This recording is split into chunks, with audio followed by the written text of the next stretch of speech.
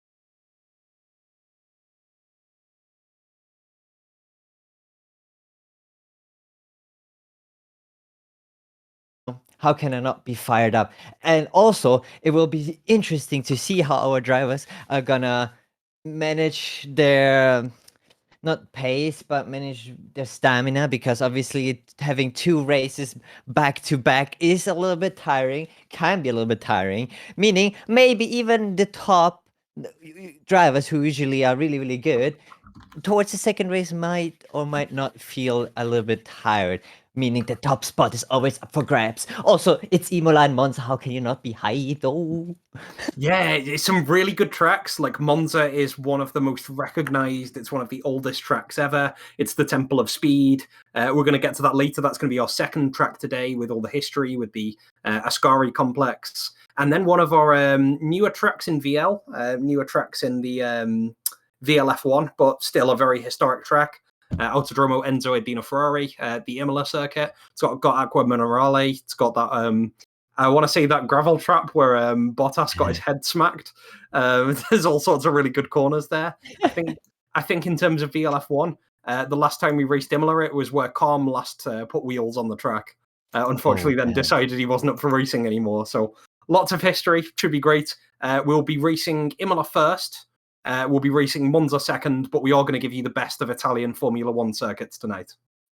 Oh, yes. And like you already said, so far we always had interesting races happening in Imola and in Monza. Both times we raced on Imola, I think it was twice for now. We had interesting races, not only for the top, but because usually the drivers we expected to be doing really, really well, like you already said, Calm, usually didn't do well or didn't attend or something else happened. So these races, even in Monza, we've seen the likes of the legend himself, Travis, not make a corner and decide to eat it into a wall rather than sticking to the track.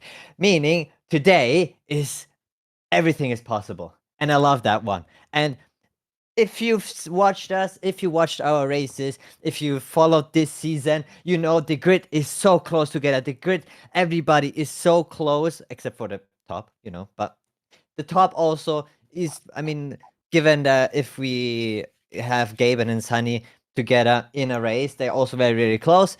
But all the rest of the grid also very, very competitive, very good drivers, meaning everything can happen and will happen today. And I'm hyped for it because, and now I'm leading towards it, we have a different format than we usually do, because usually, I mean, we have the qualifying, like Q1, Q2, Q3, into a race, and everybody's giving it everything, obviously.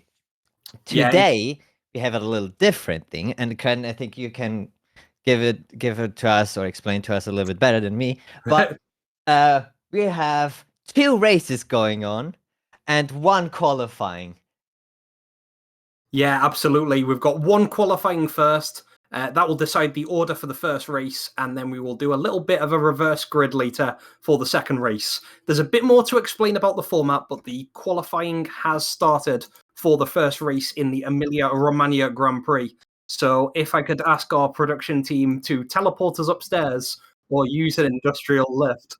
The industrial lift, it seems, will take a while. It's got a lot of old parts in it, much like the San Siro Stadium in Milan. It is falling apart, so we're going to have to give it some time. So that'll give me some time to explain the format. So I'll mention briefly that we're going to start with the short qualifying format. It's 18 minutes long. We have 10 drivers for now. We may get 1 or 2 later. The Ferraris do like to make an entrance in Italy, after all. And the 10 drivers will be setting their pace. They'll be competing for the grid of the first Grand Prix in Imola. The qualifying is in Imola, Enzo Edino Ferrari circuit. So we'll be seeing everyone try and set the fastest laps possible.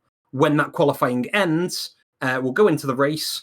And at the end of the first race, when everyone is normally tired out for the night and normally happy to go and chill, we'll be throwing them into a reverse grid and reversing their order, putting them on the grid at the Monza circuit and getting them to start all over again. It's an absolute marathon tonight. Pyro, how are you feeling about it? Oh, I am hyped. I mean, our drivers didn't even know what track we're racing on. They knew either it's gonna be Monza or Imola, but they still haven't had the information until like 2 minutes ago. So it will be interesting to see what they practice on or how well they're gonna do. And I'm all up for it, because that means that means we see raw pace rather than practice pace. Excellent. Well, let's see what pace our drivers can bring. Pyro, I will let you lead in when we come back, because we're going to introduce tonight's first half of the Spaghetti Weekend from the Emilia-Romagna Grand Prix circuit.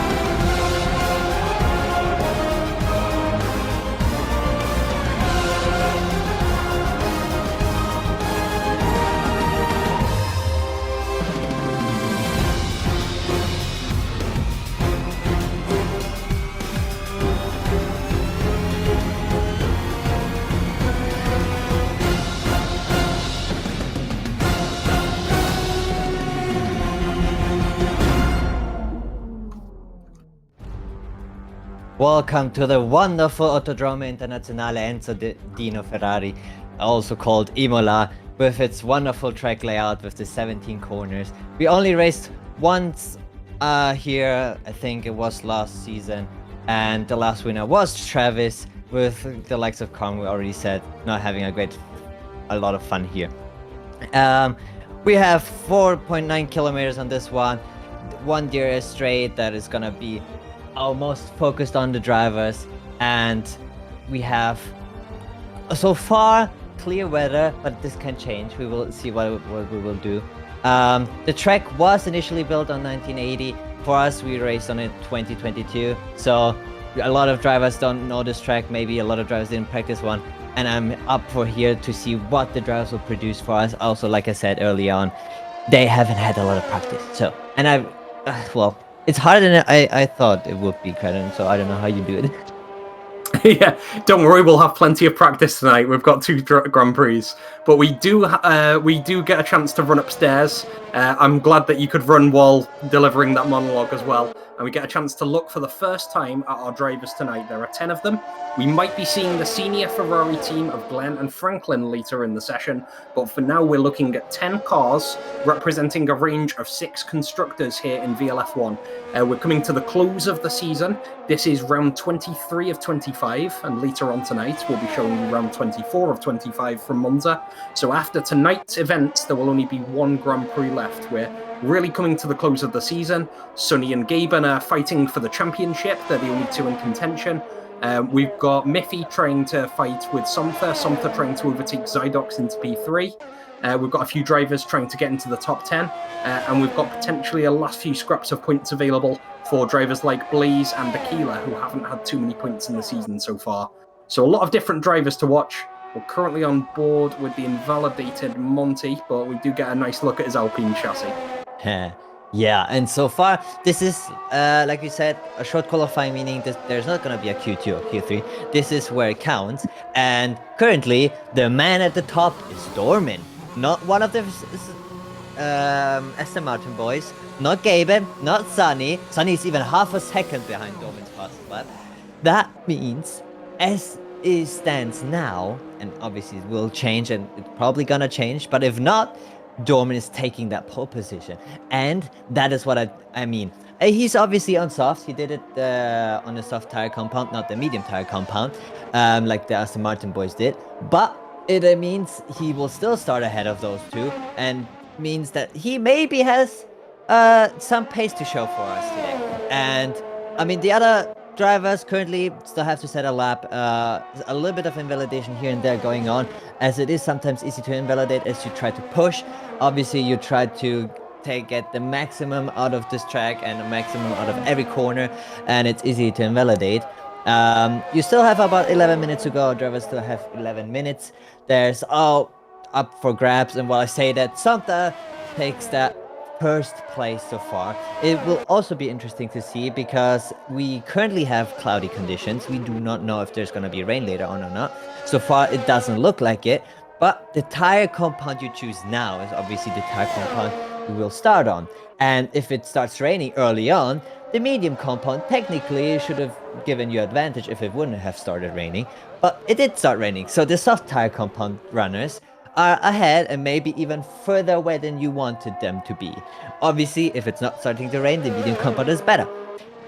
Will be interesting to see what the weather's giving us and what the drivers are giving us. And so far, we see Softa at the top, Dormin second, the Aston Martin boys 3rd and 4th, and the other drivers still trying to figure out the track layout. Aquila and Waller, the only 2 with a medium time also on the board, which is not as competitive as they would have liked, but I can see them also putting a better time. Well, I said that Miffy has done a better time. He went to 2nd place. And the only 2 drivers who are still waiting a little bit are Shadowhopper and Blaze, who are currently sitting in the pits, while everybody else is giving up or giving their best on this track.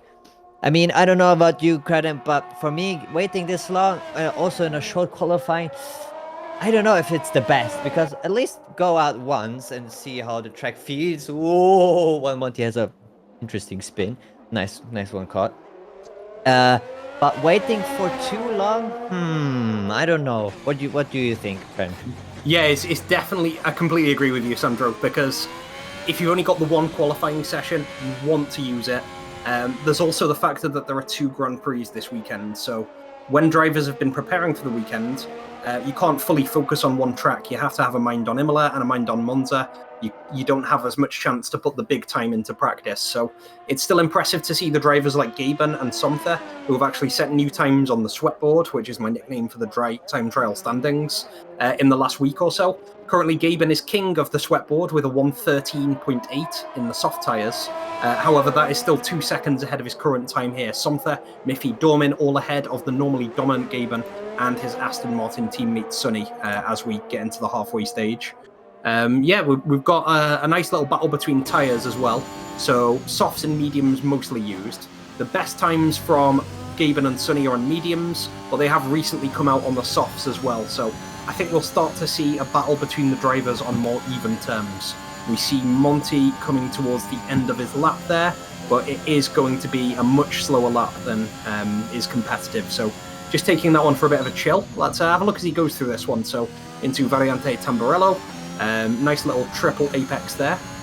He gets a lot of the apex on the right. It's important to use all of the runoff area that you can, which means that this track we're probably going to see a lot of corner cutting warnings later on. Variante Villeneuve there, around Tosa, which is a left-hand hairpin for turn 7. Nice little acceleration out of there. It's not normally difficult in the lower gears to get smooth acceleration out of the corners, but Monty's handled that well there. Piratella corner there, and turn 10 is a nice little jink to the left. Coming up to Aqua Minerale, so it's a medium speed corner, then a brake for a lower speed corner. He is invalid there, which shows how dangerous that corner is in terms of staying within bounds and getting a good speed. You've got the medium speed apex, then the low speed apex. The chicane of Variante Alta there, turns 14 and 15. Monty, of course, just gearing up. He might go into the box with no ERS remaining, but this is just good to show the rest of the circuit. Ravazza here is 2 very sharp left turns, turns 17 and 18. And that's pretty much all of the circuit here. Great circuit, lots of challenges. Monty falling foul of the circuit guidelines and is going to go into the box with 7 minutes remaining. Yeah, and it just shows you, thank you very much for taking us through that one. It shows you how difficult it can be sometimes because you want to push at every corner, but car sometimes complains. Yep, just like Blaze, the car just complains sometimes here and there. I hope he, yeah. He was kind of lucky, while being unlucky that he spawned in front of the pit entry. But that's what I wanted to say. If the car complains, and if you're lucky enough, you catch it. But if you're unlucky, it happens like Blaze, and you just wound up in a wall. Luckily, he did not DNF, so he will just replace his front wing and go out again. But means less runtime for him. Means less chance to set multiple competitive times if he wants to, as we currently have only 6 minutes left. But yeah, as we've seen already on Monty and other drivers around the track, the car complains. The car steps out here and there. How well that happened, I don't know where it happened. Let's see if we can see him here. Interesting corner to DN. Oh yeah, no, we have seen it last season as well. This is also a famous corner, which usually ends up if you try to take the corner a little too quick, because usually you only lift and downshift there, not much braking to do. I usually don't brake a lot. But if you take too much speed into that corner, the car will be upset and you will end up in a barrier just like Walla did. That was a nice Aqua Minerale from Miffy. Usually, what we've seen is the car steps out there or in the corners of 3 and 4. But yeah, I mean, currently we have dry conditions and it's already hard. I cannot imagine what it will be like when it starts raining or anything like that. Yeah, we did actually have a wet qualifying last season in Season 5, so drivers only really getting used to fully fledged dry conditions with high speed as we got into the race.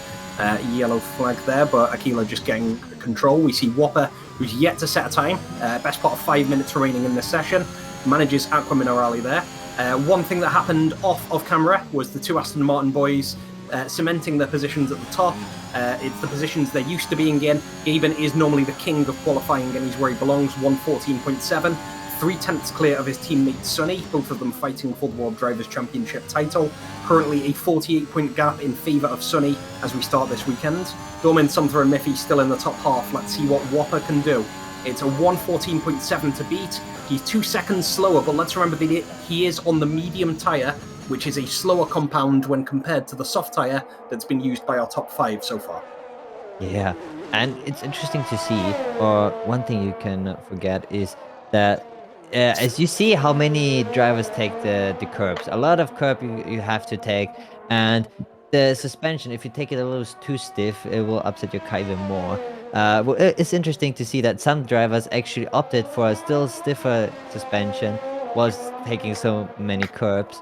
It will give you an advantage and on some things disadvantage. But usually here you don't like to have that hard of a suspension, as the car will not agree with you in any corner. And we've seen every driver though having a clean understanding of the track, so they know how much they can take on every curb, how far they can go out without really invalidating. Sure, they're pushing here and there in invalidation, but that's qualifying. I mean, everybody tries to gain the maximum amount of time they can get on their hands. Just like Akila did here. Let's see if his time is improving. It did, but just barely. Not really improving that much. So he still has a little bit to go on. I think now we've entered the last 3 minutes, the last 2 minutes and a half. So everybody either has to go out now or they do not set another time as they think they're pretty safe. Maybe even gambling for the tire compound, as we've seen some on medium and some on soft. So Yeah, it's interesting to see what they do. Sorry to cut across you there, Sandro. Yeah, might as really? well gamble.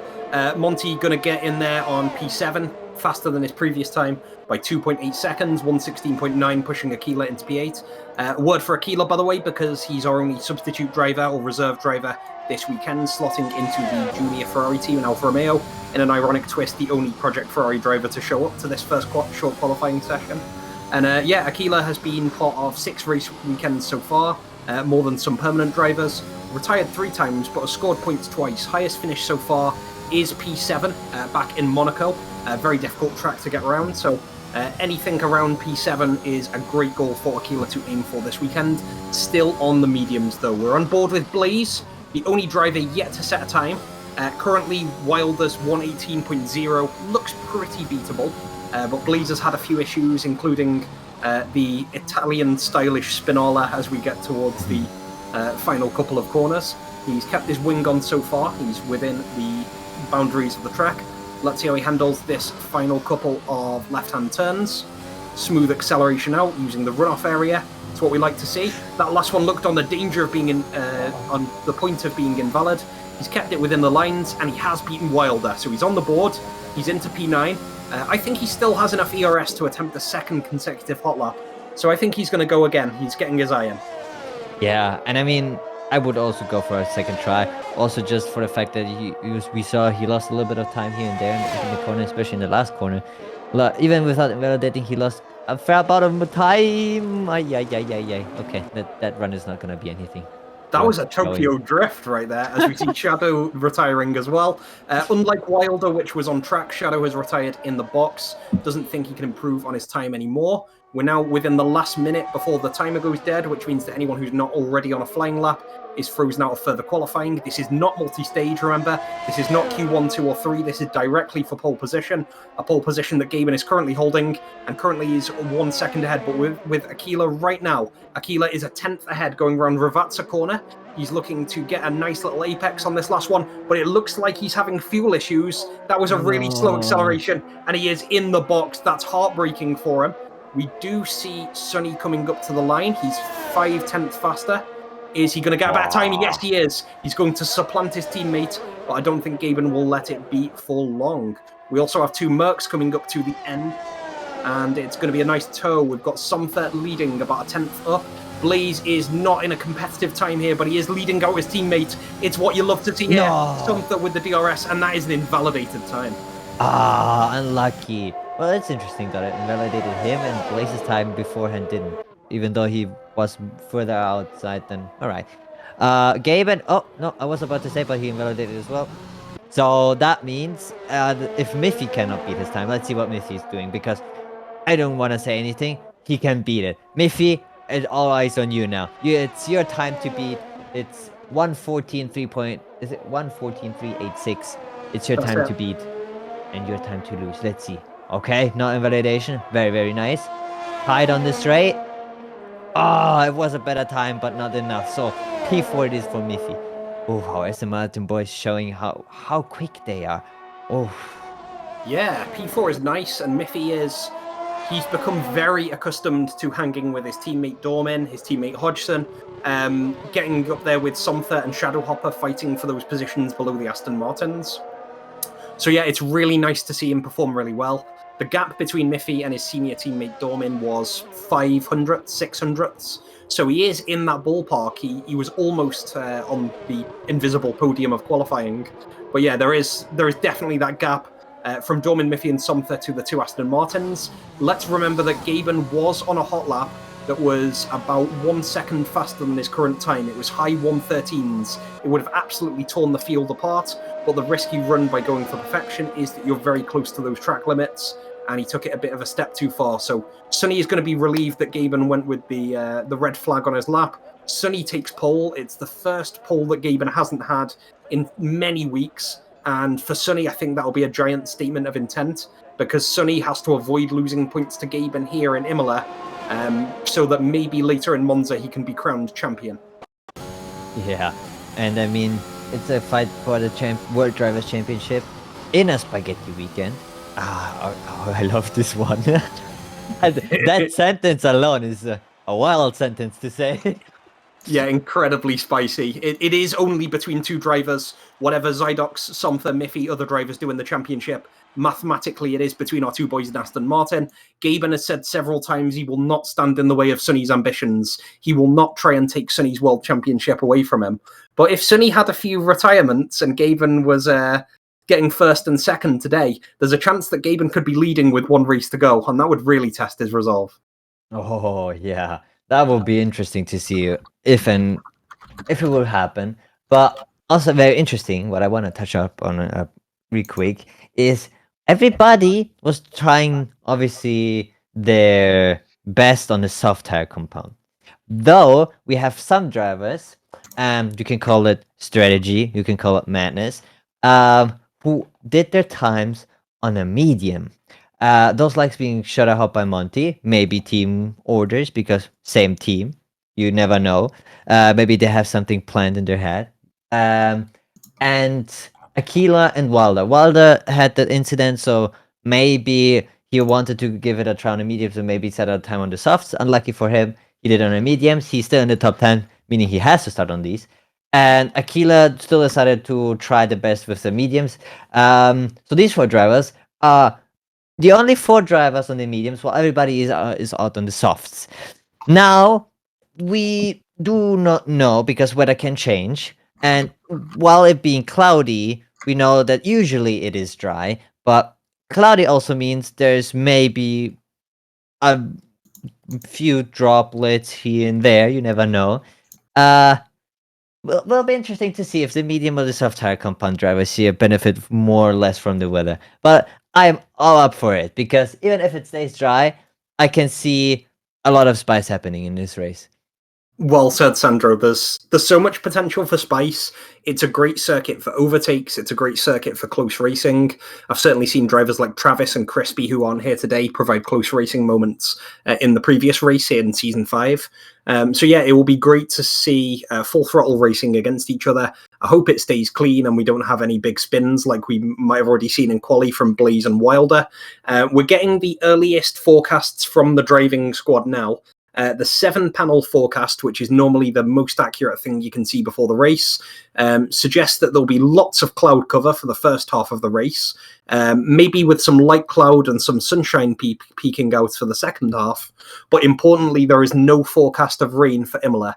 For me, that's really exciting. It means we get to see the drivers execute their strategies. They get to race to their fullest and live up to what they've practiced on.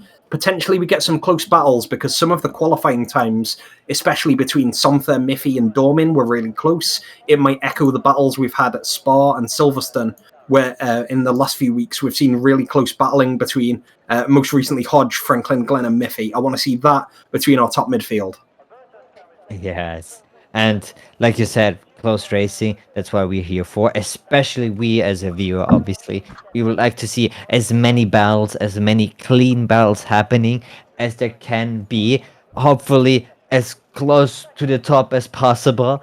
Why do I say this? Because we have Sunny and Gaben who are in a different league. It's like Red Bull in real life right now, but having two Verstappen instead of Verstappen in Paris, you know. So will be interesting to see because having two Verstappens at the top doesn't mean that there's gonna be one winner and the other is just sitting there. No, no, no, no, because it means both are similar skilled, both are similar fast, and both are maybe similar aggressive. You know, I can play on about had them having an incident or not, but what I'm going on about is maybe you have a fight forward for the first position and a fight for the remaining third and whatever positions are behind them, because everybody is equally skilled in this race and I can't wait for it. Yeah, there's just so much potential. I always love coming to a track that's one of the newer ones. When it comes to tracks like Baku that we've had for 5-6 seasons, then you can sort of start to see who's going to perform well. You have an idea of who's going to destroy the competition. Bear in mind that Aston Martin are still very strong favourites. It's still very good to come to a newer track, a track that should be more competitive. I do want to see what we get. It's going to be really spicy. And of course, the drivers that we haven't seen as much of, Wilder, of course, completely new to the season. Aquila subbing in, only new in season 6. And we get to see how Monty and Blaze, also towards the bottom end of qualifying, will handle this track. So a lot of drivers to look out for. Sandro, I think you've got a grid to show us. Yes! Let's get this grid queue going on. I'll do mix up like we always do. I take the first two, you take the other two, and so on, right? Love it. So, in the first row, Sunny and Gaben, showing the Aston Martin's dominance as always. No one is surprised. Okay, now for the real race. Dorman and Miffy on the second row, P3, P4. Now, it's worth saying Trav only put one Red Bull driver in senior Red Bull team, so Miffy might be side-eyeing him a bit and asking for a senior seat. They're in the second row. Similar to Somta right now proving he can do faster than that. Usually he's in 5th, Shadow Hopper behind him in 6th. Both proving that they can do better, hopefully in the race. Yeah, and behind them it's Monty and Aquila. Monty very strong recently. He's got a lot of points finishes recently. See if he can build up that streak. Aquila is our only reserve driver and is hoping to equal his best P7. Yeah, our unlucky drivers here, Blaze and Walder. Walder retiring pretty early on. Blaze also spinning here and there, so only had one time to really make it up to it, and it was probably a little bit more reserved than he wanted to in 9th and 10th. And there we go. That's our grid. So, yeah, the drivers, you know them well. We've got rookies this season like Wilder. We've got new reserves like Aquila, all the way to seasoned veterans from season 1 like Blaze. So, yeah, you've got the full range to look at. Let us know in the Twitch chat who you're supporting. If you've got any drivers you want to do well, if you're feeling vindictive that you want to do badly, or any spicy predictions. I'm sure we'll have Somta and Gaben's families joining us later. It's always great to have their support as well, and shows how loved they are amongst the grid, not only by family but also by their peer group. We are getting ready for the first of 2 races, Sandro, in this spaghetti weekend. We're here in Imola, and we've got 10 seconds to go. What sort of things are we expecting from the start of the race? We have a long run up until the first corner, meaning the one that have obviously the faster reaction time and the better start of the line will have an advantage over everybody else. But if you're starting towards the end or the midfield of this grid, you have to be careful, because even if you have a great start, you have to be careful for the first corner that you do not hit anybody on the inside or outside or get sandwiched in worst case, which will maybe not help you out in gaining positions or being close to the top. I can see the one in front, Gaben and Sunny, obviously. Both of them want to have a better start than the other one because they have free air, kinda, to go up to the first corner, while the likes of Dorman and Miffy behind them obviously want to have a better start so they can get the free air and take them maybe away and impede them maybe before they drive off in the wind into the distance. But everybody behind them, obviously everybody wants to have a good start. I mean, you probably know this as well as you've driven as well. If you have a good start, you can make easily like 5 positions off the start if you have the cleanest start ever. Yeah, and one driver I always like highlighting with the rocket starts is Blaze. Normally, he hasn't had the highest classifications, but he's got quite a reputation for carrying out rocket starts and gaining lots of positions on either the first lap or the first few laps. Adding to that as well, he is starting on the soft tyres, which are the faster compound, in a group of drivers around him who are on mediums. So generally, Blaze would be expected to get the better start on the softs. Add that to his reputation, and you've got potential for sort of Mario Kart double dash rocket levels of start.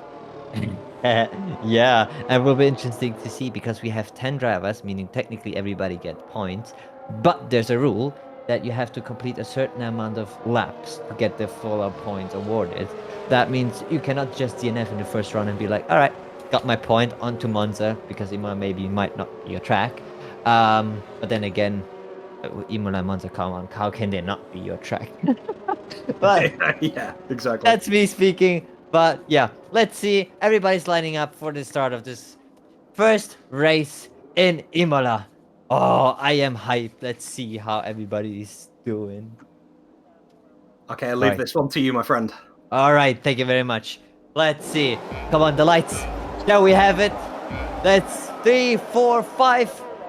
On, the lights go out. And who has the best start? Looks like Cayman has a better start than Sunny actually has.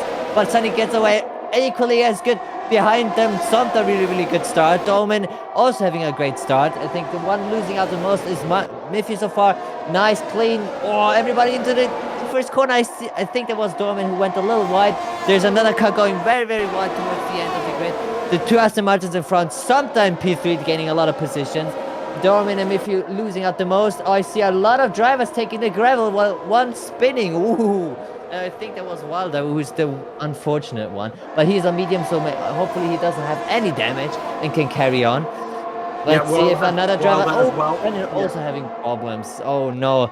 But they hopefully didn't break anything other than their moral. But let's see. So far, both Aston Martin, Sunny maintained the first position, Gaben maintained his second position, Somta gained, and he is not leaving. As I know Somta, he sees it now. He wants his first victory, even while it looks like being impossible, and I'm all there for it. Dorman and Miffy want to make up the positions, obviously, again, and the unlucky ones are Blaze and Waller so far, that lost out the most at the start. Oh, what a start, but mostly clean. Yeah, so much to unpack in that start. I mean, we did see some nice moves by Dormin and Whopper, who were Tokyo drifting across the first few corners, across Tamburello, and across Villeneuve. But yeah, we did see Wilder have an unfortunate spin. I think as Wilder spun, he unfortunately contacted Blaze. Blaze then had an unrelated incident where he spun later on, and has compounded insult to injury with a 5-second penalty for speeding into the pit lane. Definitely wants a front wing change and has gone to medium. So looking for the medium hard strat. Wilder also in the box, but at the right speed that time. Believe Blaze has served his penalty in the box. Actually, I don't think he can this time, so he will be having a longer pit stop next time. Wilder has gone straight for the hard tyres, incredibly durable, can last nearly the entire distance of the race, but it's likely we will be seeing him switch again. So two drivers really disadvantaged at the back. We see Sunny and Gaben in close formation at the front. We'll talk later on about how much of a rivalry is really there or whether they want to closely finish the race.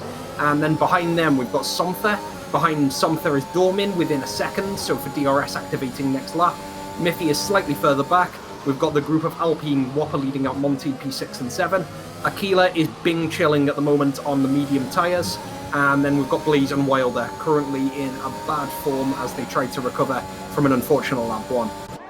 Yeah, and when you said that, I don't know how much of a rivalry is going on, but Gaben putting the fastest tap, saying maybe to Sunny, hey, let me go ahead, I'll give it to you back maybe later in the race. Who knows, maybe it's free fight for them at the front, but what I know is they're getting a wider distance from between them and Soundta, who's currently 1.5 seconds behind them and has to fight Dorman more than can fight the likes in front of him.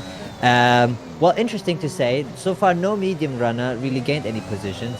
They are rather lost it even on the one soft tire compound starter, who I think it was something, I'm not sure.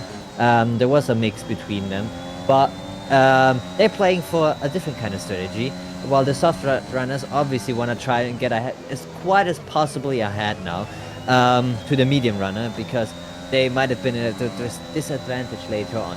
But what I say that Dormin is waiting for the DRS because he's keeping that 1 second to Somta. Somta obviously tries to get away from Dorman, because if you have somebody in the DRS and you're in front, you're using that battery. You don't want him to be close to you, because that DRS helps the driver behind so much on the straight line. And while I said that it's lap 3, it's probably where the DRS is activating. There it is.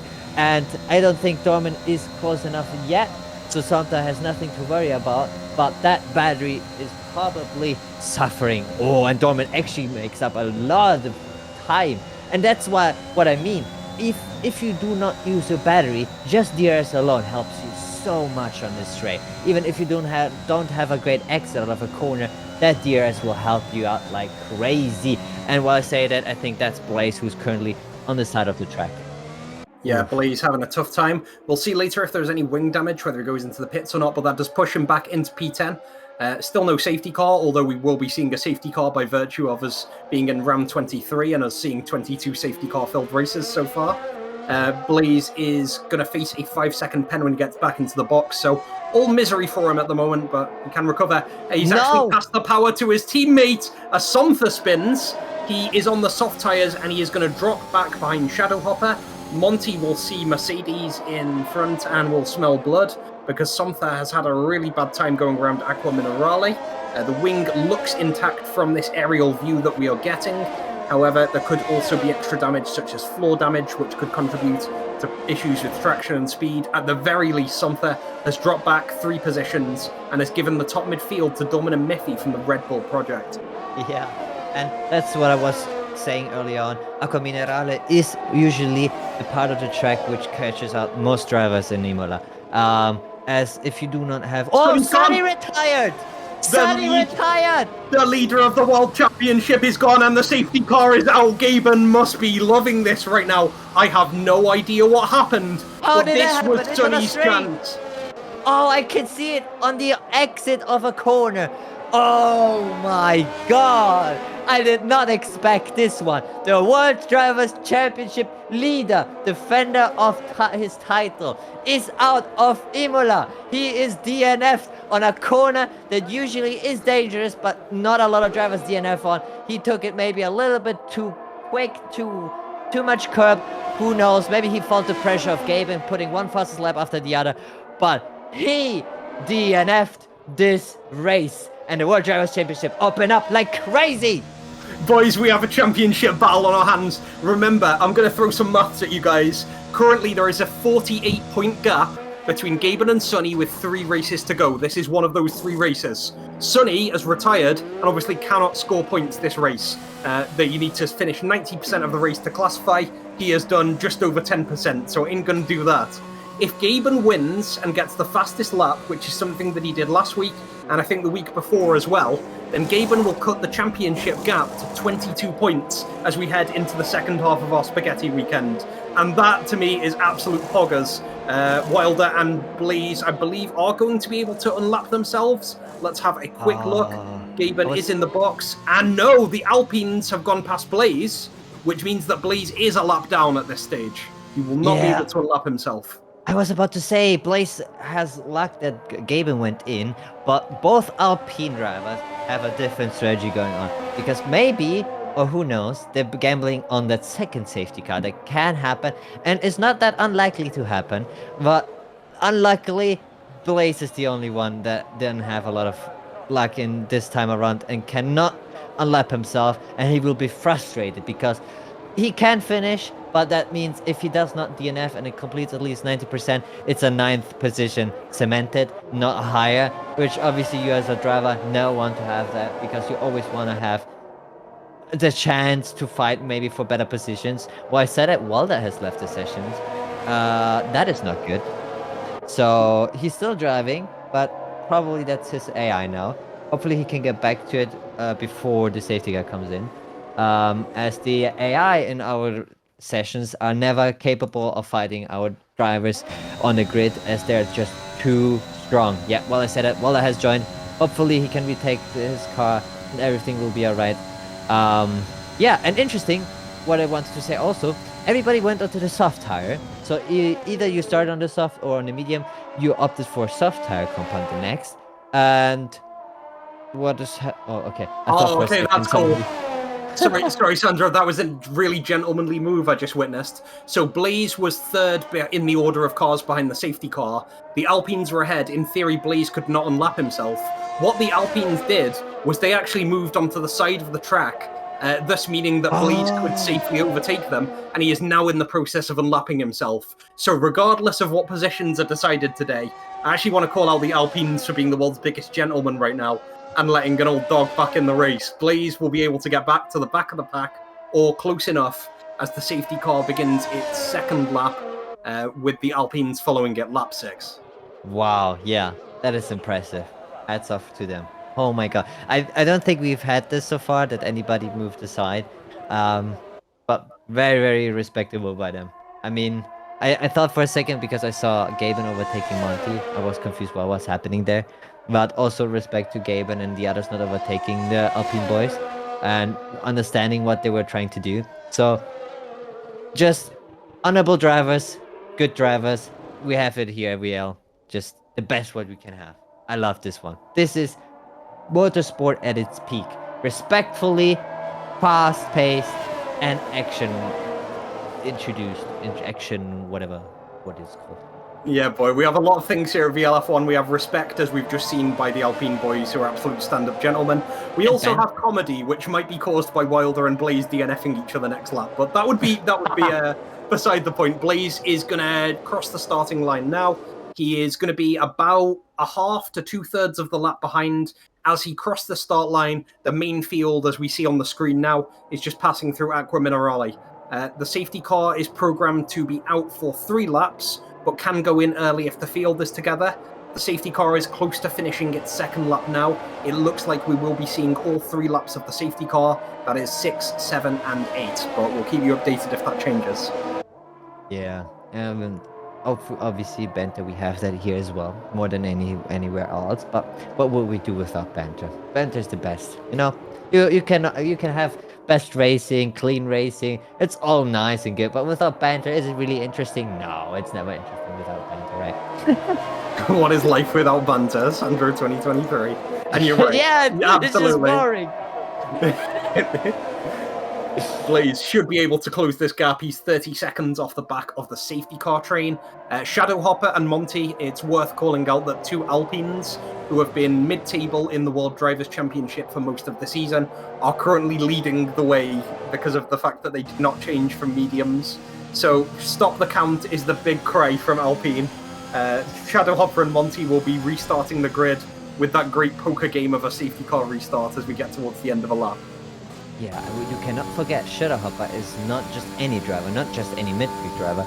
He was up there on occasions. He was up there on the podium. He was up there fighting big names like Travis, like Sunny, like Somtha. So he's not just any midfield driver. I mean, obviously, like I said earlier, we have a lot of talented drivers here. But I just wanted to point out real quick, Somtha, because Gaben has to overtake Monty and Shadowhopper. So both drivers, Monty we know is really, really good at defending. Obviously, Gaben has the advantage of the tire, but Monty is not just any driver, he can defend. Shadowhopper on the other pace can defend and has pace. So will be interesting to see how long they can defend their positions for, because let's be honest, I don't think they can defend for Gaben that long. It's just a matter of time when, not if. So will be interesting to see. Shadowhopper is the one leading the restart. Now the safety car goes in. He's the one packing up the pack, decides when it's time to go again. And I think the only one that knows when Shadowhopper really goes is Monty, his teammate. All the others have to guess and see and hopefully gain an advantage on the restart. And while I talk that much, let's see when Shadowhopper goes. Here's the first corner. The next corner, the safety car is still not quite in completely. You think the safety car is gone in now. So Shadowhopper is holding for time and he's went now on the straight. Monty followed him really closely. The one Gaben is really, really close. So he did not let himself get caught out here. Let's see. Obviously DRS is not available as of now after the safety car. Oh, Wilder and Aquila are clashing. Wilder nearly sent the wrong way there. But yeah, Wilder went for a gap that, depending on your Senna philosophy, might not have been there.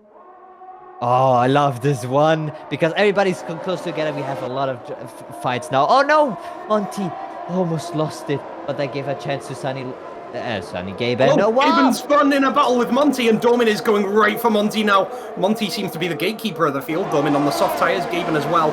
Both sharks in the water. Dormin is going to take that area of the track. Monty not forced off, but is certainly intimidated by Dormin. Gaben still behind Monty here as Shadowhopper keeps the race lead. Monty with a little bit of a spin, but is going to recover. Yeah, and Monty having he has no control of his car right now. This is not good, and we've seen it on Aqua Minerale again. A track that is so difficult, and we see Santa also going wide, maybe being forced wide. While Wider is really, really close to Aquila here, maybe trying to make a move for next time. Or Domin obviously in P2. Who is that? Oh, Monty. Okay, Monty also going wide again. Miffy having a good, nice look. Let's see.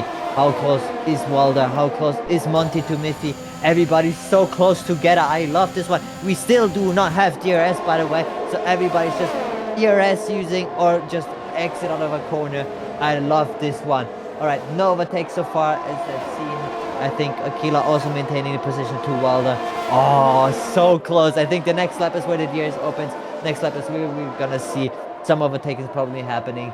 We see everybody go around the corner nice and smoothly. Santa actually pitted in the meantime. And I think you have more information about that one because I don't know if he pitted on the medium hard or what happened there, but he's currently really, really far off.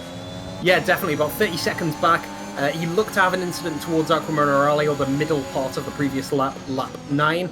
But yeah, he has chosen to pit. I'm questioning the choice to pit from softs to softs, but I will go back to that in a second. We see a car the wrong way. We have Blaze spinning as well. Blaze is the wrong way, rights himself onto the circuit. Wilder, Miffy, Blaze, and something on the back four. Not great news for AlphaTauri or for Merc, but it looked like two cars were sent the wrong way. I'm not exactly sure what happened there either, but bad fortune for all of those drivers. Miffy again the wrong way on the next corner, having trouble with heated tyres. Is going to recover just as the DRS goes through. Oh, Monty has a spin out of the last exit of the corner, which is really, really unfortunate, but doesn't look like he has any damage because he's not going into the pits. He can move on, but a lot of emotional damage, and while they're getting that P5 now. So we see a lot of drivers either struggling with heated tires, too hot tires, or cold tires, depending on what tire you are on, obviously. And what a wild ride. That shows this track. If you just mess up 1 second, if you do not pay attention for 1 millisecond, or if you have used tires, this track will punish you. And currently, Dormin is on Shadowhopper, and Gaben is behind these two. So Shadowhopper and Dormin fighting for the P1, and Gaben obviously wants to profit out of both of them, but so far he cannot make the move or hasn't made the move. These three are fighting for that P1, and it is to say Gaben needs that win if he wants a World Driver Championship still. If not, he probably has less chances or none chances, but I don't know yet about that one, but we will see towards the end. So far, shut up on the mediums, dominant Gaben behind them on the soft tires, fighting for that P1. Yeah, all very close here. Shadow has kept the other drivers in check the whole lap, but we do have DRS now. Gaben on Dormin and likewise Dormin on Whopper. Gaben is going to pull to the right of Dormin as we approach the home straight. It's a long run past Variante Bassa, coming up to Tamburello. Gaben may go for the double overtake here. He's round the side and he has passed both drivers into Tamburello. That is clean as heck. He has overtaken both drivers and he's regained his rightful place at the front of the grid. He's set to gain 26 championship points as it stands, but Whopper and Dormin won't be happy with that. They'll be looking for some revenge. Dormin may be looking to take advantage of a Whopper move on Tamburello, going around Tosa corner, and Dormin is still chasing down Whopper. It looks to be really close between those two drivers. It's also worth saying Aquila and Wilder now have only a second between them in P4 and P5, two uncharacteristically high positions for those drivers. Yeah, and Gaben making a move. Oh, that was beautiful. Dormin also had the DRS, but just didn't have the straight line speed. He maybe, no, he only had a look, but he did not have the speed to overtake either. Like, he couldn't defend it from Gaben. He could not overtake Hopper. So he's currently still stuck really close against Hopper, but has not the exit. Shadow Hopper has clean exit out of every corner and can defend probably because of his battery really well. Let's see if on this straight Dorman has a better exit. Maybe make the move with the DRS open as well, where I say that Gaben makes another fastest time. He gains and gains. Yes, it just looks like a done deal. Dorman with the straight line speed. There's no amount of defending you can do on this straight with the DRS open. And Sharapa drops back to P3. He still has to pit, so do the other drivers, because I don't think the soft can go towards the end. This is a big one. Don't forget about that one. Yeah, the soft drivers can do very well. They've got the faster speed at the moment, but let's remember that this situation is likely to be reversed. Whopper can do the full stint on mediums and likely switch to softs for the final sort of 11, 12 laps, whereas Dorman, Gabe, and all of the other drivers around them will be on the slower mediums. So whereas Shadow Hopper is the slower driver now, the Crownless will again be king. He will go onto the soft tyres, all things being equal, so he can't be too demoralised. Equally, he's fighting against Gaben and Dorman. You don't do that every day. He's got a few podiums to his name. He hasn't yet scored a win, but it really starts underlining Shadow Hopper's stature if he can compete with these drivers. So props to the guy. He's underlined his gentlemanly credentials, and he's also quick on a racetrack as well. His teammate picking up a 3-second pen for multiple warnings of track extension. That's Monty on Aqua Minerale. Yeah, and I mean, we cannot forget the drivers behind them. Aquila, Waller, like you said earlier, also very good drivers right now, but uncharacteristic high on these positions so far. Also having a clean race. Waller again gained a little bit of time on Aquila. He's inside the DRS now. Not close enough to make a move on this straight, I don't believe. He's just a little bit too far away, but he will close that gap and maybe try to take an make an overtake on the next lap. Well, the drivers that are currently really unlucky is sometimes Blaze, because these two, the Mercedes boys, currently not the best of luck. More fighting their car than the drivers in front or behind them, which is unfortunate, because on a track like this, you need a car that behaves well and that just does what you want to do.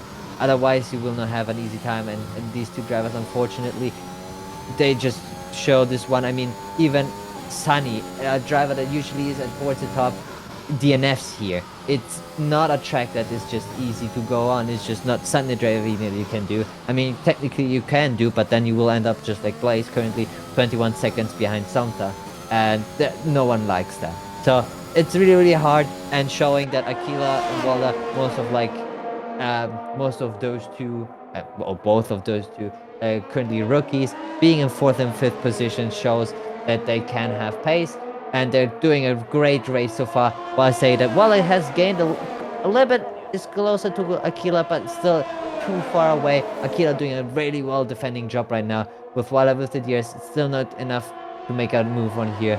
I love this one. Currently, the only two drivers that are close to each other. Everybody else just spaced out a little bit, doing their own race, maybe managing even the tires, because the tire strategy will still play a factor in it. We are only halfway through, not even, almost halfway through this race. So the tire will play a major role towards the end of this race. Definitely, Sandro. The soft tyres that Aquila and Wilder have on at the moment, they are 8 or 9 laps old, so we're expecting them to be still in the normal operating range for another 3-4 laps, after which a change to mediums might be the way to go. We will have about 16-17 laps remaining, so that does seem like the way to continue this race. Wilder unfortunately picking up a 3-seconder there with an extension on Aqua Minerale, but I do like the way Wilder has controlled himself with the second half of the track. I can't speak for the amount of practice he's done, but he certainly has improved as I've seen him in the last few races. Aquila as well, in racing with Shiny Lan, which is another F1 league that I've spectated once or twice. He's actually joint leading that league as well, so a lot of practice being done, and it is showing for these two drivers in very strong possessions. Yeah. Oh, I love this one. I mean, well, unfortunately with the 3-second penalty. Now Monty also, I think he has the 3-second penalty, which is unfortunate, because it will impact you so much. Not now maybe, but 3 seconds, having these 3 seconds later on in the race. I mean, we're in F1. 3 seconds is ages. It's so much. That's why it shows you why it's so painful. I think just before we switched, Monty showed us a little bit that he's struggling currently with his medium tire. Will be interesting to see when he pits. Also, will be interesting to see when the other pits, because I think most of these drivers are currently banking on a safety car currently. You already said it before. We currently almost always had a safety car, except for one race. And this race, we already had a safety car again. The drivers are starting to struggle with the tires, are starting to slide. Who will be the one triggering the safety car? Oh my god, what is Wilder doing? Yeah, that was a pretty heavy move there. Didn't really give Aquila much space, and was a nice barge pole into him. Real AlphaTauri strats coming in. Unfortunately, that does leave Wilder worse for wear. The wings look on, the end plates look on. But yeah, there's better overtaking moves to go for. That wasn't the one. Monty is going to be now only 4 seconds behind Wilder, and Wilder's teammate Miffy is going to be attacking Monty as well. So Wilder dropping back from Aquila, who did look to get through that pretty unscathed, now has pretty solid command and control of P4. Wilder in the box is almost certainly going to need a new wing, and probably will use the opportunity to tire change as well. Yeah, Miffy now on to Monty. With the DRS, looks like a done deal. He also has the inside. Yeah, there it is. Monty, not much he can do. He still is on the 16 old lap used medium tire. Probably trying to stick close to him. Not sure how close he can stay with Miffy, because Miffy also has. Wow! I cast a curse today, everyone, huh? Gravel curse, more like. Oh, is he going to come back on the track for Sumther? This is not great. Oh, Merc having to avoid, and that's good move from Sumther. Monty is going to have the hot tyres. He's going to be on the gravel. He's struggling to turn his car, but he's going to have to keep himself controlled on the 16-lap-old mediums. Okay, Monty chills for a bit, and he's going to be able to get back into the swing of things. But he does lose 2 positions. First to Miffy under duress. Second to Sumther, who was a pit stop behind, and is now getting his way back into the midfield of this race. Yeah, Sumster, obviously, he's a good driver. He knows to keep his head down when something happens. He knows, he usually is a calm guy, so even if something happens to him, oh, why I said it, Aquila speeding 5 seconds. No, Aquila, you were doing such a good race. Big but yeah, Sumter usually keeps his head pretty cool. He is unfortunately the guy that sometimes has a little bit of a unlucky situations going on. A little bit. He usually is the one that just has unlucky situations. While I say that his teammate spins on Aqua Minerale. Just in front of Gaben as well. This could be awkward if Brendan spins to the left, but Brendan is going to be lapped for the second time this race and is going to keep out of the fight for P1. Not that he's in it himself, but a nice little spin off the exit of the next corner as well. Dormin is just behind Blaze here, so Blaze will let Dormin through and get back onto the circuit. That could have been a lot worse. Yeah, I mean, used tires in this track also one thing that, I mean, you rather go for one pit stop more than risk DNFing or spinning out, and I think that is the Dormin pit stop. Will be interesting to see, because he's currently in second. What he will go for. This is mediums. This has got to be mediums. Yes, it is. He's onto the mediums. He will be able to finish the race on this compound. He's just got to hope for no safety cars. Yeah, that was a long pit stop. Not sure if there was the game or just. I mean, Dormin just disappeared, I guess. All right. Yeah. Our old boy Dormin Houdini. That's how we call him here in VLF1. He's actually gone underground. But he reappears back in P3 on the track as Miffy comes into the box, just as Sumther is there as well. So Sumther switching on to mediums, not changing the wing this time, but getting back onto normal after an earlier extra pit stop. Miffy is onto the mediums and about to leave the pits again. So a lot of drivers taking their mandatory, some drivers like Sumther taking an extra stop. We have Blaze also the wrong way around. Aqua Minerale, same position as last lap. It was ever thus. He's going to have to recover a bit. Don't know if there's any wing damage, but his emotions must be fairly damaged at the moment. He's got to be in a position where he just takes the 2 points from 90%, assuming he gets there, and then refocuses for Monza. Respect to Shadowhawk by Monty. 18 laps to go, no spins so far, and still going on these medium tires. Oh no, you said that. On a strategy. I bet they're betting on a safety car. And if Blaze keeps this up, there's gonna be one. So it'll be interesting to see. Gaben also pitting now. Shadow is still not pitting. They on a strategy today. Interesting. All right. Well, because they can go on the soft, and we know 12 laps. The soft can go 12 laps. So, interesting. All right. Dorman also passing Gaben, which is interesting because meaning the undercut worked really, really well after disappearing. Maybe his little trick helped him a little bit more than he wanted. Like disappearing from the track and appearing in front of Gaben. Gaben is probably confused because Dorman is 2 seconds ahead of Gaben now. That means he's also outside of the DRS range. Now he has to make up that gap. And not only that, but he's still not P1 because Shadowhopper is still P1 without stopping. Obviously, he still has to stop. So technically, net P1, currently P3, and net, yeah, not net P2. I mean, Dorman can hold that P2 if he wants to, and I hope he does too. Yeah, that'll be a really close battle between them. Obviously, Gaben and Dorman now fighting for position. No penalties between them, both on fresh mediums, and both able to finish the race on this compound. It is set to be a classic finish between them. You've got to give Gaben the benefit of the doubt on pace, but Dorman is very good at racing. He's very quick. Let's see if he can hold all the cards. There is a spun Merc on the circuit in front. It's Blaze, and he's going to go into the racing line, and that actually messed up Gaben more than Dorman. Dorman was able to get past first, but to give Blaze some defense, he had to go to the right there because he had to go to the pit lane. He sped into the pit lane, take the camera off, cut the video, didn't happen. Let's just go back to our battle. Somther is also very close to Wilder. He is improving on his previous time. He's settling into his rhythm on the mediums. Strictly speaking, he doesn't need to overtake Wilder because of the existing 6 seconds of penalties on Wilder. But I think Somther will be looking for it here. He's got the DRS, he's got the ERS, he's got the slipstream, and he's got enough position on the right-hand side of the track. Moves to the left, maybe, getting a last bit of slipstream. Wilder holding the inside. It looks like a very long run. Wilder may yet be able to hold this. It's looking close between our two drivers. Ooh. And there was a little bit of contact between them. Wilder looking for the switchback, has the advantage of speed, but Somther has the only line through the Villeneuve corner. So Somther holding that position there. Great overtake. Wilder going into the gravel runoff and directly impacts with the wall. He's retired. He's gone. He is our second driver to leave the race. He did not make 90%, and the safety car is out. This is the second safety car. Shadowhopper and Monty have nailed it. They have sorted this strategy straight up.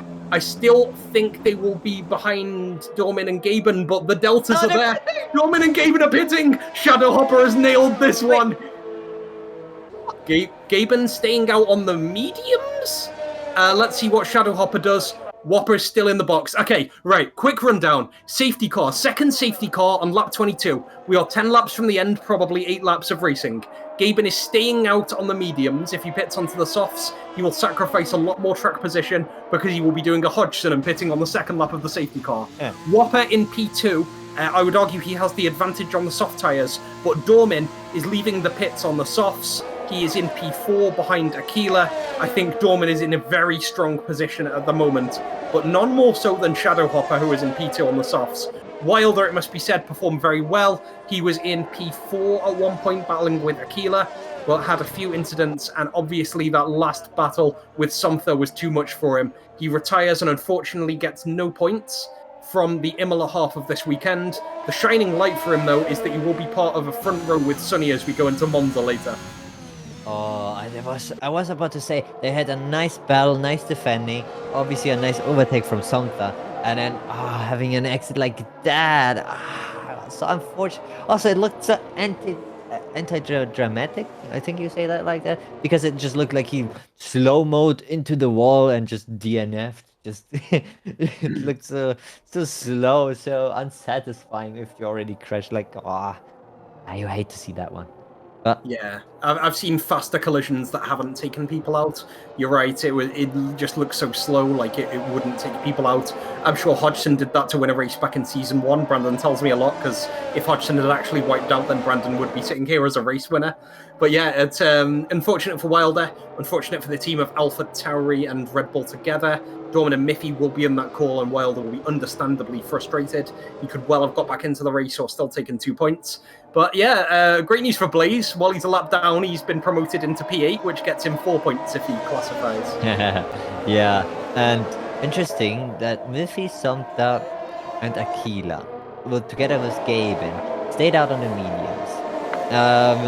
Not sure because we have 10 laps. It's only a 10 Pepper. On the soft tire, I mean, you can rule out that maybe you have or not rule out, but you can technically say, yeah, you have higher tire wear and you prefer the mediums over the soft. We've had instances happen where the 10 laps of a soft feels worse than being on 15 old lap mediums. It looks like these drivers prefer the mediums actually, or maybe even track position, as they were the only ones not pitting. Though they have a problem because Monty, Dormin, and Gaben with Shadowhopper has the problem that these three pitted and got onto the soft tire compo. Soft tires are quicker, they have more grip, and now that the car is lighter, usually more pace. That will be an interesting end of this race. Obviously, Monty has to make up a lot of position, but who says he cannot?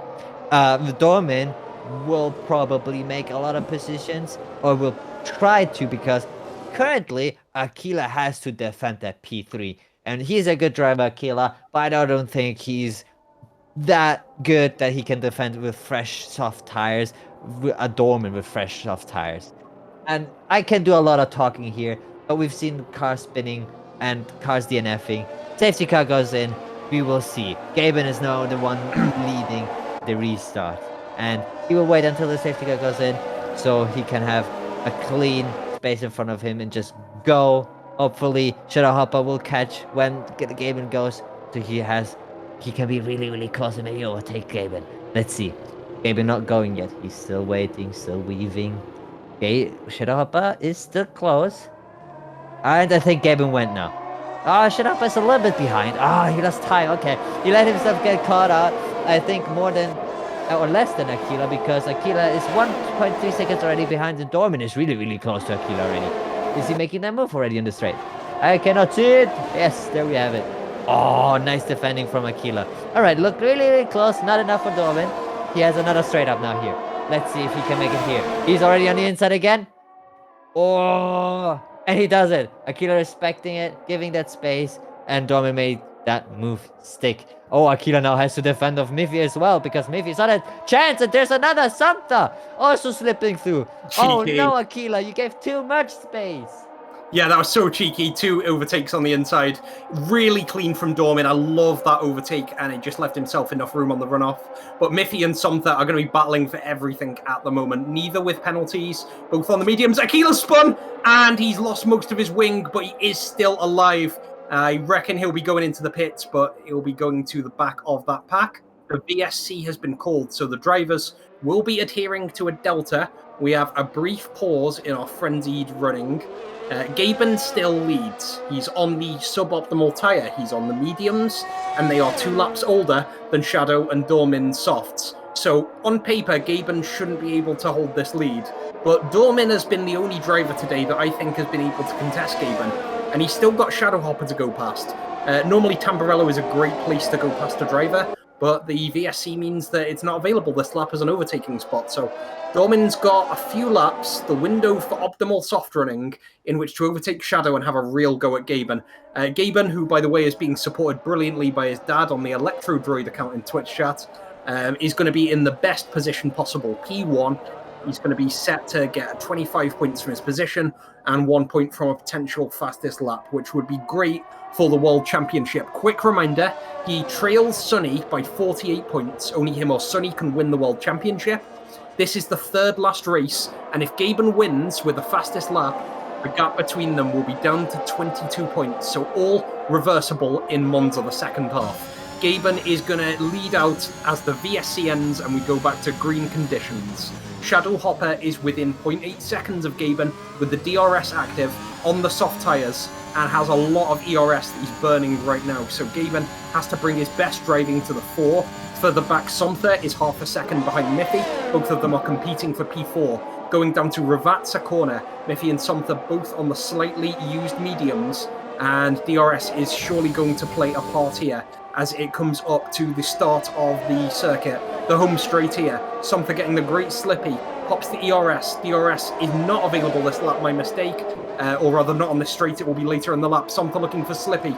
Can he make the overtake happen? Not this lap. He was within 2/10, but Miffy holding position for now.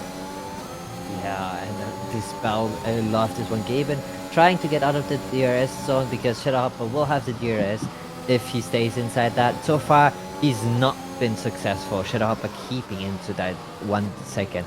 Dorman also has to make up the positions because he's currently 2.8 seconds and there's not a lot of laps remaining, 6 laps remaining. And obviously, the two drivers that know that as well are Smithy and Somtha. Smithy wanting the 6 laps to be over so he can have that P4 cemented. Somtha does not want that. He wants that P4 and he has the side on him. He is half a second behind Miffy, meaning technically if the DRS would be open now, he can overtake him. If he has a nice exit, and he currently does have a nice exit, Miffy has to do a lot of defending here. And let's see, we will be seeing now next 2 left corners. One here, then a little bit of a straight, another left corner. Have a nice exit. He has a nice exit. DRS, ERS is already on. DRS will be open now. Miffy obviously using probably ERS as well. He is gaining and gaining and gaining. Onto the outside, inside he goes, sorry. And past he goes. Let's see, is Miffy staying close because there's another straight coming up. He can still change the positions. I think Somtha has the better exit. Yes, Somtha is ahead and Sorry to fairly interrupt, ahead. Sandro. Further ahead, Shadowhopper has retired. He was within half a second of Gaben, and he looked like he could smell glory.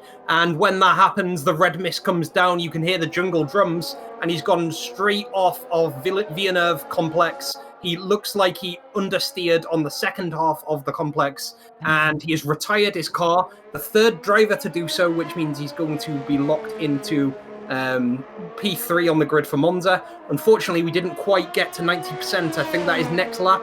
So Shadowhopper is not going to receive points from this first half of Spaghetti Weekend, the Imola Grand Prix. Blaze is in a nosebleed position of P7, despite not really overtaking anyone. You love to see it. Most importantly, that we have a safety car on the track. Gaben might have a chance to pit, but I think it would be a very risky move to give up track position 5 laps from the end. We'll see what he does here. He is going to stay out on the used mediums. I am interested to see what the drivers behind do, whether they fancy a shot with the fresh softs.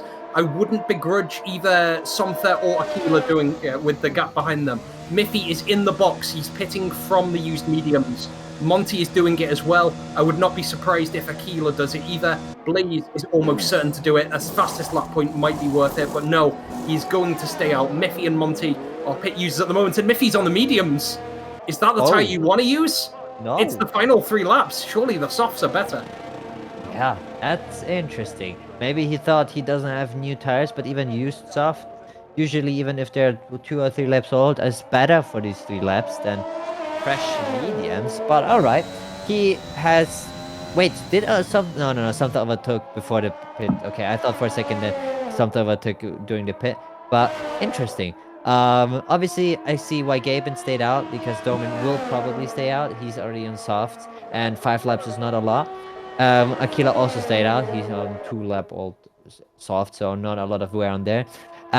Safety car usually goes in 3 laps before the end of the race, meaning lap 29, I think it's when he will go in, even if he did not do a whole 3 laps of being out. So Blaze and Aquila have to catch up. I think Blaze was able to unlap himself now. Not sure if that is true. Don't think so. He's gaining. Yeah, no. I think he's behind Miffy right now. On track, at least. Yeah, if 3 drivers ahead were as gentlemanly as the Alpines, he'd be able to unlap himself. But I don't think being gentlemanly is on the minds of the drivers in front. There are 4 laps to go. We will probably have 1 more under the safety car, with Aquila being distant from the pack. And that means that we'll be seeing a 4-bapper for the championship here in the Emilia-Romagna Grand Prix. Dormin, the only one of the leading 4 on soft tyres, but Miffy, the only one of the leading 4 on fresh tyres, with the fresh mediums that he just pitted for. It could be quite a beautiful conclusion. Alright, I think that Blaze just letting everybody by because he does not want to impede anybody on the restart. I think that's just him knowing he just has to finish this race on P7. without DNFing, and he already has the points. And I think he doesn't even have to finish. I think even at DNF, it's 90% now. You can get the positions, but why would you? You get free positions. He gained free positions while just driving his race. And I mean, sure, you can meme on him as much as you want, but staying on track is also a duty of a Formula 1 driver. So you can be as quick as you want. If you do not finish, you're still behind the one that did finish, even if it takes him 2 minutes longer. Yeah, he has earned his points today. He's not retired, which 3 other drivers have. But I always like a good opportunity to meme on Blaze, so I am going to congratulate him today for his highest points position in the season. He has not finished higher than P8 so far, so he is... Oh, he's off the track, and I think he's letting the rest of the field past. I thought he was just being Somtha's gatekeeper, but he is letting everyone race, so that's a nice move from Blaze. He must have been frustrated with today's events, but he's got that chivalry in him. He's going to let everyone have a good battle. And what a good battle we will have. We're coming to the end of lap 29. The safety car is going to go in at the end of this lap. We're coming into sector 3. And we are going to have a 3-bapper for the Imola Grand Prix. Gaben is going to be leading us out. Gaben and Somtha, who are in P1 and P3 respectively, are on half-used mediums coming into a 3-bapper. This is going to be the recipe for traction loss, for skids, for lack of control. And Dormin would be set to take advantage, but he's on half-used softs as well. I think Miffy is sailed with a much bigger advantage than anyone gives him credit for. You know what, Sandra, I can't handle this anymore as the drivers come around Rivat's corner, ready for the restart. Take us away with Gaben's restart, please. Yeah, I thought for a second he already restarted, but I think he goes now. Oh, yeah, and like you said it, he had that moment. His back end stepped out. Dormin was too far away though, couldn't benefit from it. Somtha also restarted. Miffy is on a flyer. He's really, really close to Somtha. As we cannot forget, DRS is not enabled and will probably not be enabled until the end of the race. But let's see. Somtha has to defend that P3 in front of Miffy. And Monty also behind him. He's on soft tire. Not sure if Monty has the pace. Would be surprising if he has. Would love it if he has. But realistically, Miffy is the one on the hunt right now. Dormin staying close to Gaben as well. Gaben trying to defend as best as he can. All of them inside that 1 second. Unfortunately, we do not have DRS, but we have ERS and exit out of the corner. Here comes Aqua Minerale. A lot of drivers usually... Okay, you lose it here because if you have used tires, it's easy that your car steps out. I think most of the drivers made it. Yes, every driver made it. Very, very nice. That shows you how clean these drivers can be. Somtha is now outside of the 1 second. He's probably more concerned about the driver behind him than in front of him. Dormin also almost outside of that 1 second, but he's not giving up yet. Same with Somtha. He was briefly outside of 1 second. He's again inside that 1 second. Miffy now half a second behind. A little bit more than half a second behind Somtha. But that will probably not be enough because for the straight line here, you need to be inside the half second to make a move. Currently, 7/10 is not enough. It's too far away. Somtha has this on this straight. And Dormin has the same one. He cannot overtake Gaben yet. Same with Miffy on Somtha, same with Monty on Miffy, because Monty currently is 1.3 seconds ahead, and Akira behind them, trailing and just doing his own race. Very tentative deltas as we're on lap 31, the penultimate lap of the Emilia-Romagna Grand Prix.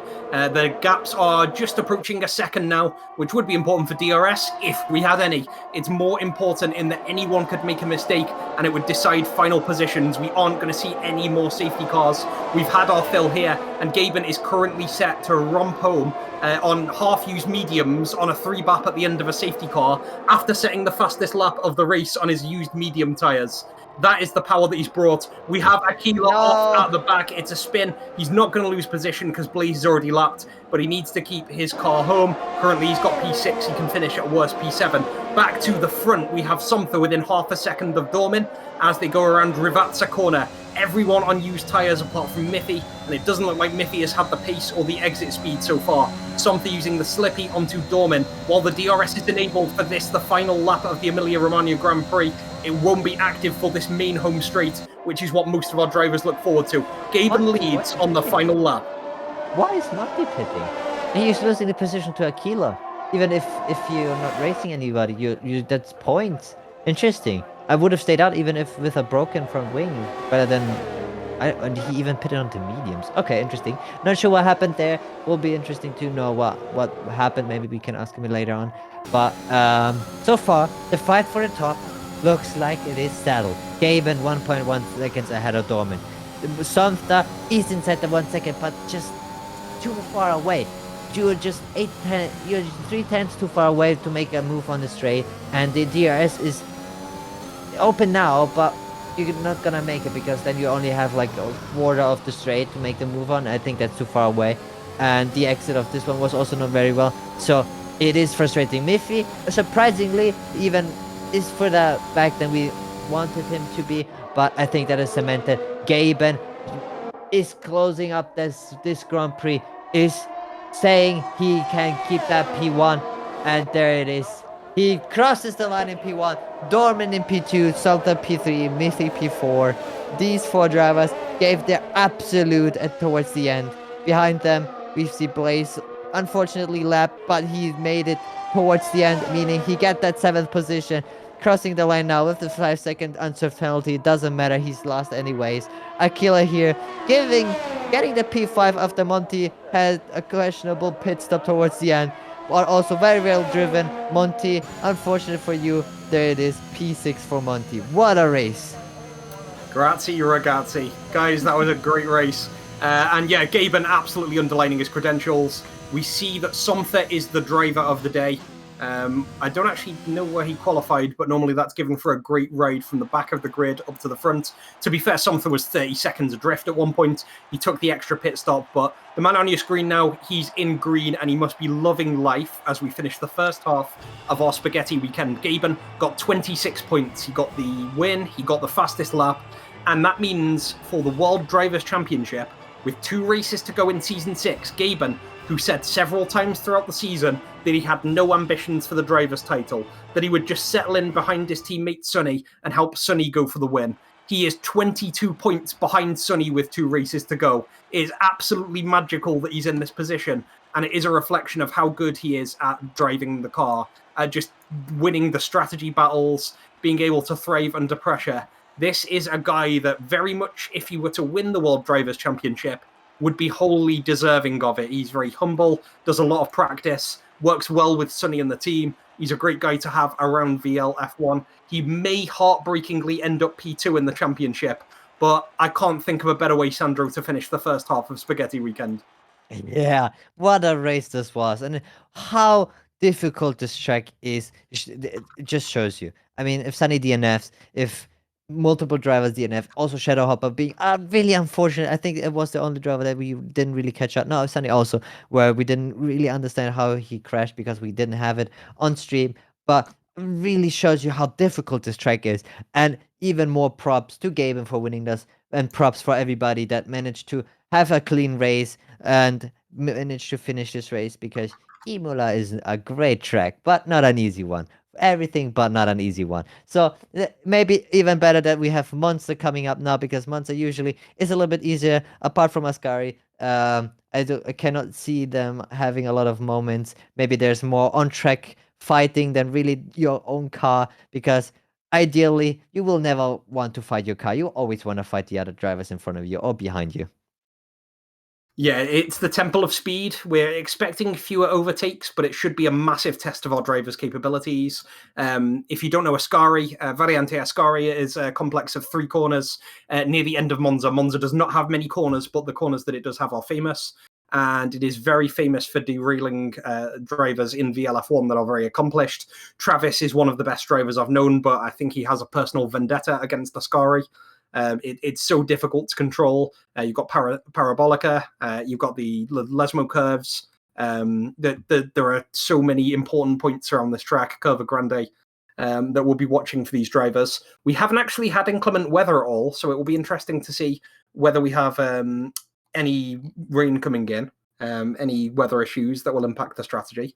So should be fun to see. It's also worth saying with the grid that the grid for Monza will be the reverse of the grid from Imola. We're waiting to see if we have the 2 Ferrari drivers available. We will definitely have Glenn. I don't know if we will have Franklin joining, so we'll be having 11 drivers for this second half. Ooh, interesting. Okay, more drivers, more chances to have the positions fight for, and more hype on the commentary here, obviously. I mean, how can we not? Um, I mean, we have Monza coming up actually pretty soon.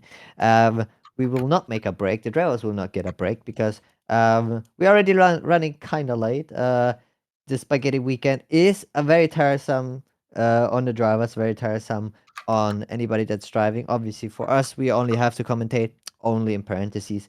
But it is interesting to see what the drivers are capable of doing here. Sunny has an advantage now that he had to just or was able to just relax while Gaben has had to fight for the VP1 towards the end and maybe is a little bit tired. Will be interesting to see how that one goes. Glenn and the other that are joining in late, and the other one that maybe DNF'd earlier on also have a little bit more stamina going into Monza now, while the other drivers are a little bit more tired. They already had to do their fighting, already had to do their racing, and now they have to do another 50% of Monza. It will be interesting. And Monza is easier track, yes, but a temple of speed. And if there's anything to go by, if you make a mistake under high speed, it will cost you dearly. And if you're already tired a little bit, it will be a hard one. I think everybody, especially the drivers, are having a great night's sleep after today, and I will 100% understand it. I think we will be going a little bit less harsh than usual when they make a mistake because I can fully understand it. Going to 50% is like doing 100%, but not even 100% because 100% you do one track, you understand it, you eventually just go into your flow. But having two tracks, memorizing two tracks, just just straight up going into the next track without any practice, without any qualifying, without having a break, it is tiresome. So keep that in mind, and even more impressive for the one that who's winning today, and even more impressive for everybody that can keep it on track today. I already salute you. I can't wait for the race happening. Yeah, absolutely. I mean, it's absolutely nerve-wracking to go into a race anyway. 50% is 45 minutes of sheer concentration with the frustration if you make a mistake, you've messed up your position or what you were trying in the race. To do that back-to-back with another 50% on a track that's completely different takes a lot of physical and mental effort.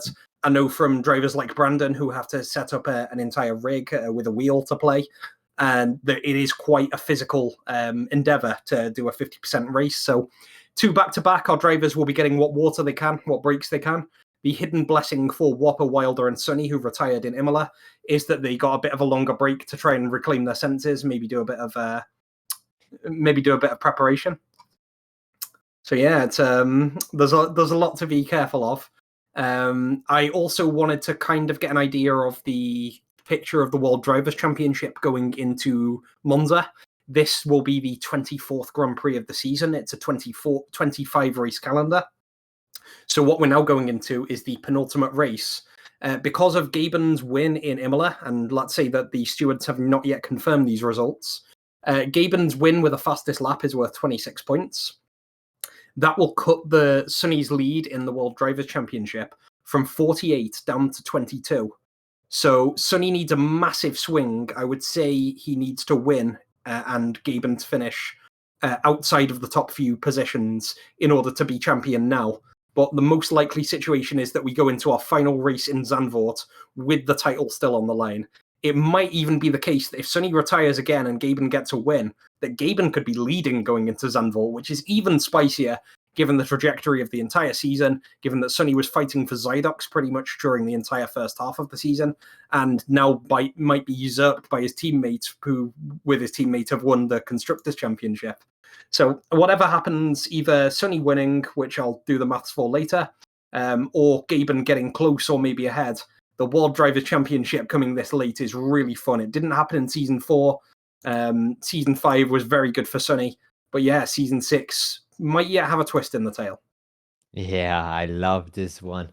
And it's insane to me that we are already towards the end of season 6. It's what a race, what a season we had. A lot of up and downs, a lot of unexpected winners, a lot of dominating from Aston Martin.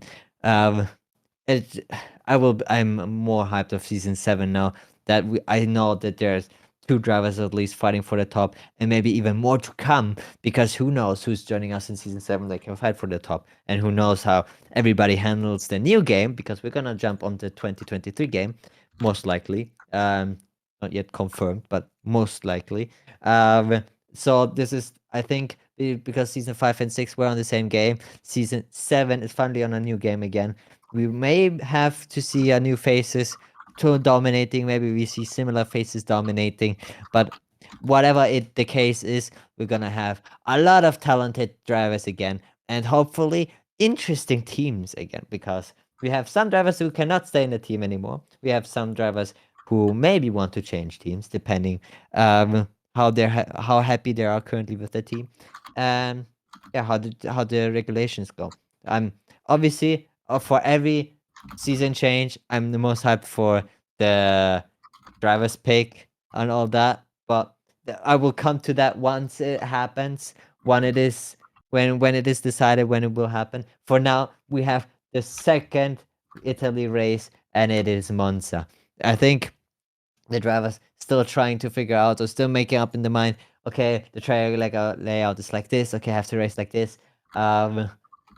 Maybe just calming a little bit, staying, trying or discussing with the teammate, what the strategy is gonna be like, and all that will be interesting to see. We're here in the commentary. I was just waiting for the drivers to see what they prepare for us. We're just commentating over whatever they deliver us. Yeah, should be fantastic. We do have it confirmed that we have one new driver. So we did have 10 drivers for Imola. Moving to the Monza Italian Grand Prix, we will be having Glenn joining us. So Aquila will no longer be alone. We're still waiting on Aquila to join the lobby, but we're going to get that sorted for you, I'm sure. That will mean that Glenn sees his old nemesis Blaze on track. We'll be seeing potential multiple Ferrari project drivers. Glenn will be able to return to Monza, where I think he's had pretty good results in the past, but I'm not certain. Just a lot of potential to go on tonight. So, it's worth saying that this is a reverse grid. The pole position for tonight's race in Monza will be Sonny on pole, because he was the first to retire in the preceding Imola Grand Prix. Next on the grid will be Wilder and Whopper, but we'll have this confirmed in a grid presentation. The rest of the grid will be comprised of the drivers from Imola in reverse. So Gaben, who was the winner in Imola, will be last of the grid, with the exception of Glenn, who joined late. So yeah, it's a real battle, because on paper, the drivers who won Imola or finished highly in Imola, in theory, are the faster drivers, and will be trying to cut through the front of the grid from the back in the first few laps. But then you can also flip that script, because the driver who is set to be on pole is Sonny, who is even now the World Drivers' Championship leader. So Sonny, in theory, has the best possible ticket to run away with the race, to lead from turn 1, lap 1, and just try and build up an unassailable lead before any of the stronger drivers on paper, like Gabe and Dum and something Miffy, can catch up from the back. It should be fantastic. If anyone is in the Twitch chat, let us know who you're supporting. Let us know what you expect from the drivers. We are already seeing from Z-Way that the first chicane is going to be a banger of tired and frustrated drivers. I certainly agree, given the format that we're running tonight. My throat already hurts from casting it, so I can't imagine what these drivers feel, because they are running straight into a hairpin off the back of no practice for this track, off the back of another Grand Prix, off the back of maybe a frustrating result for some of our drivers. Trav coming with toes, which is always fantastic. I'd like to know how the bussing has been going tonight, Trav. Please keep us updated. I do want to see what spice you have in mind for the Season 7 draft. He's got a very successful team at the moment, with Wilder, Miffy, Domin, and Bodgson in Belgium. Between those drivers, he will only be able to keep 2 top 10 drivers. So at the moment, he's going to have to yeet out one of Miffy, Domin, or Hodgson. That'll be fun to watch when we get to the draft on the new game, as Pyro has indicated. Yeah. Oh, I am hyped. It will be interesting.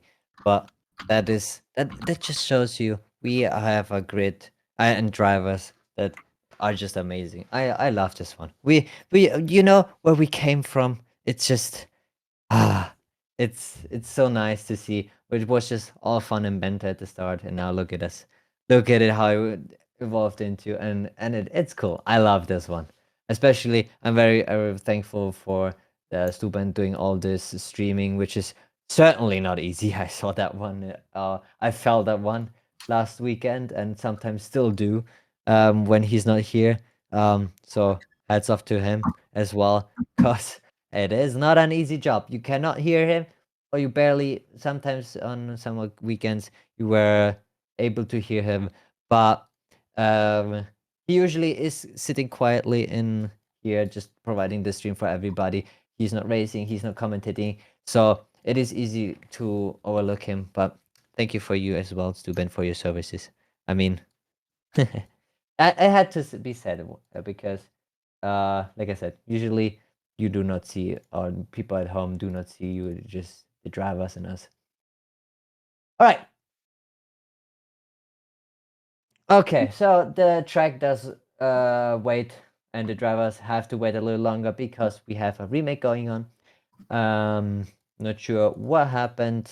I don't want to point fingers, but apparently we have to wait a little longer, which is probably a blessing for the drivers as they get a little bit more break in between the races.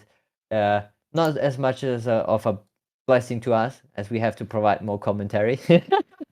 Yeah, certainly it's a fun long night, but when it comes to an Italian classic, I wouldn't be here with anyone else than you, Sandro. It feels like everything's lined up for you to be talking about your two home races. Yeah, I mean, I love it. I would love to race on it, but I am jinxed on Monza.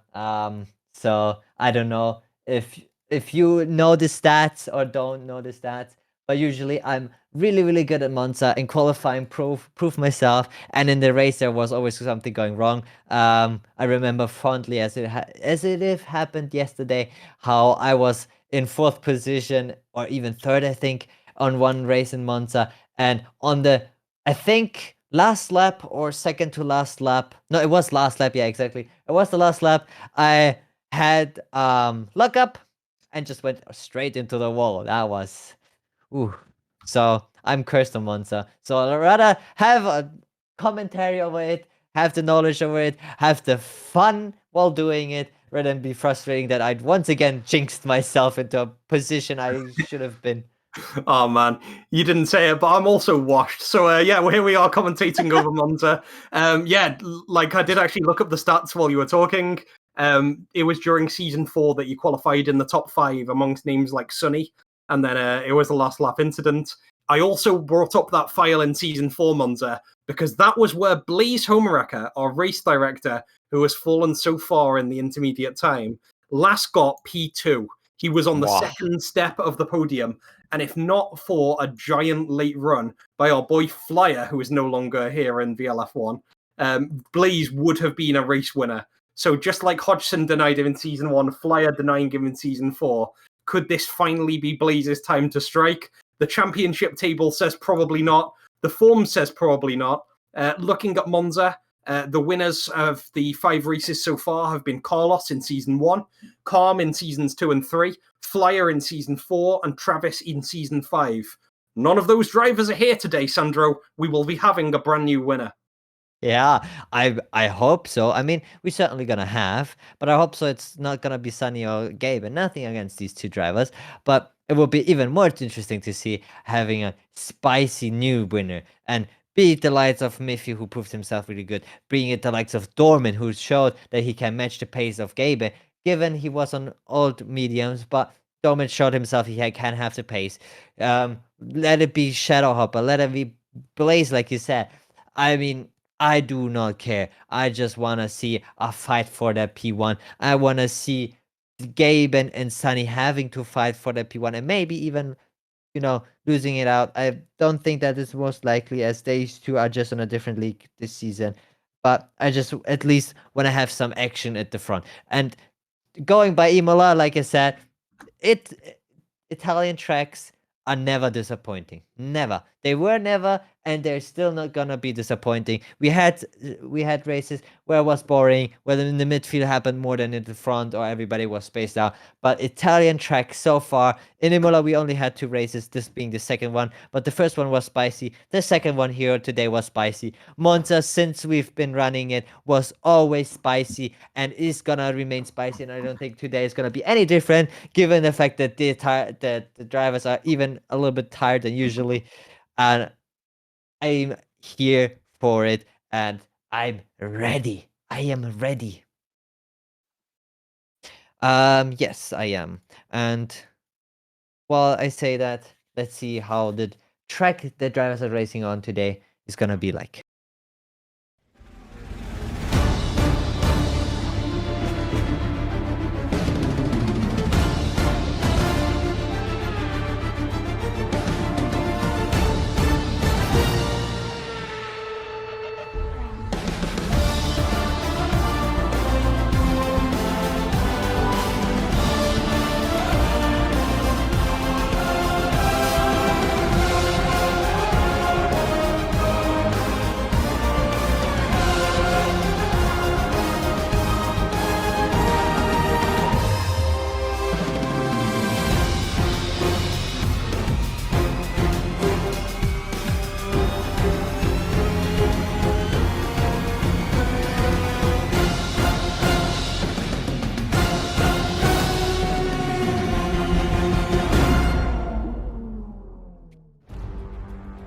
Welcome back to the Temple of Speed, Autodromo Nazionale di Monza, here in Season 6 of VL. We are ready, the drivers are almost ready, and this track never disappoints. We have 11 corners, 2 DRS detection zones, 2 DRS straights, where the drivers can overtake and will probably make an overtaking move, 5.8 kilometers plus minus. We have almost no elevation, so full on speed. Some corners we have here and there are tricky, but the drivers prove themselves that they can usually do it. And I am more than ready, and the drivers are certainly more than ready. The track is more than ready. The track also looks a little bit cloudy today, to be fair. And not sure, because Imola also looked cloudy. I mean, we remained in Italy. They're still a little bit further apart than usually, but the weather doesn't change that much. I mean, we are in Italy, and Monza and Imola is not that far apart, so the weather doesn't change that much. It can change sometimes, really quite a lot, but not this time around, because it remained cloudy. And Imola, it didn't rain.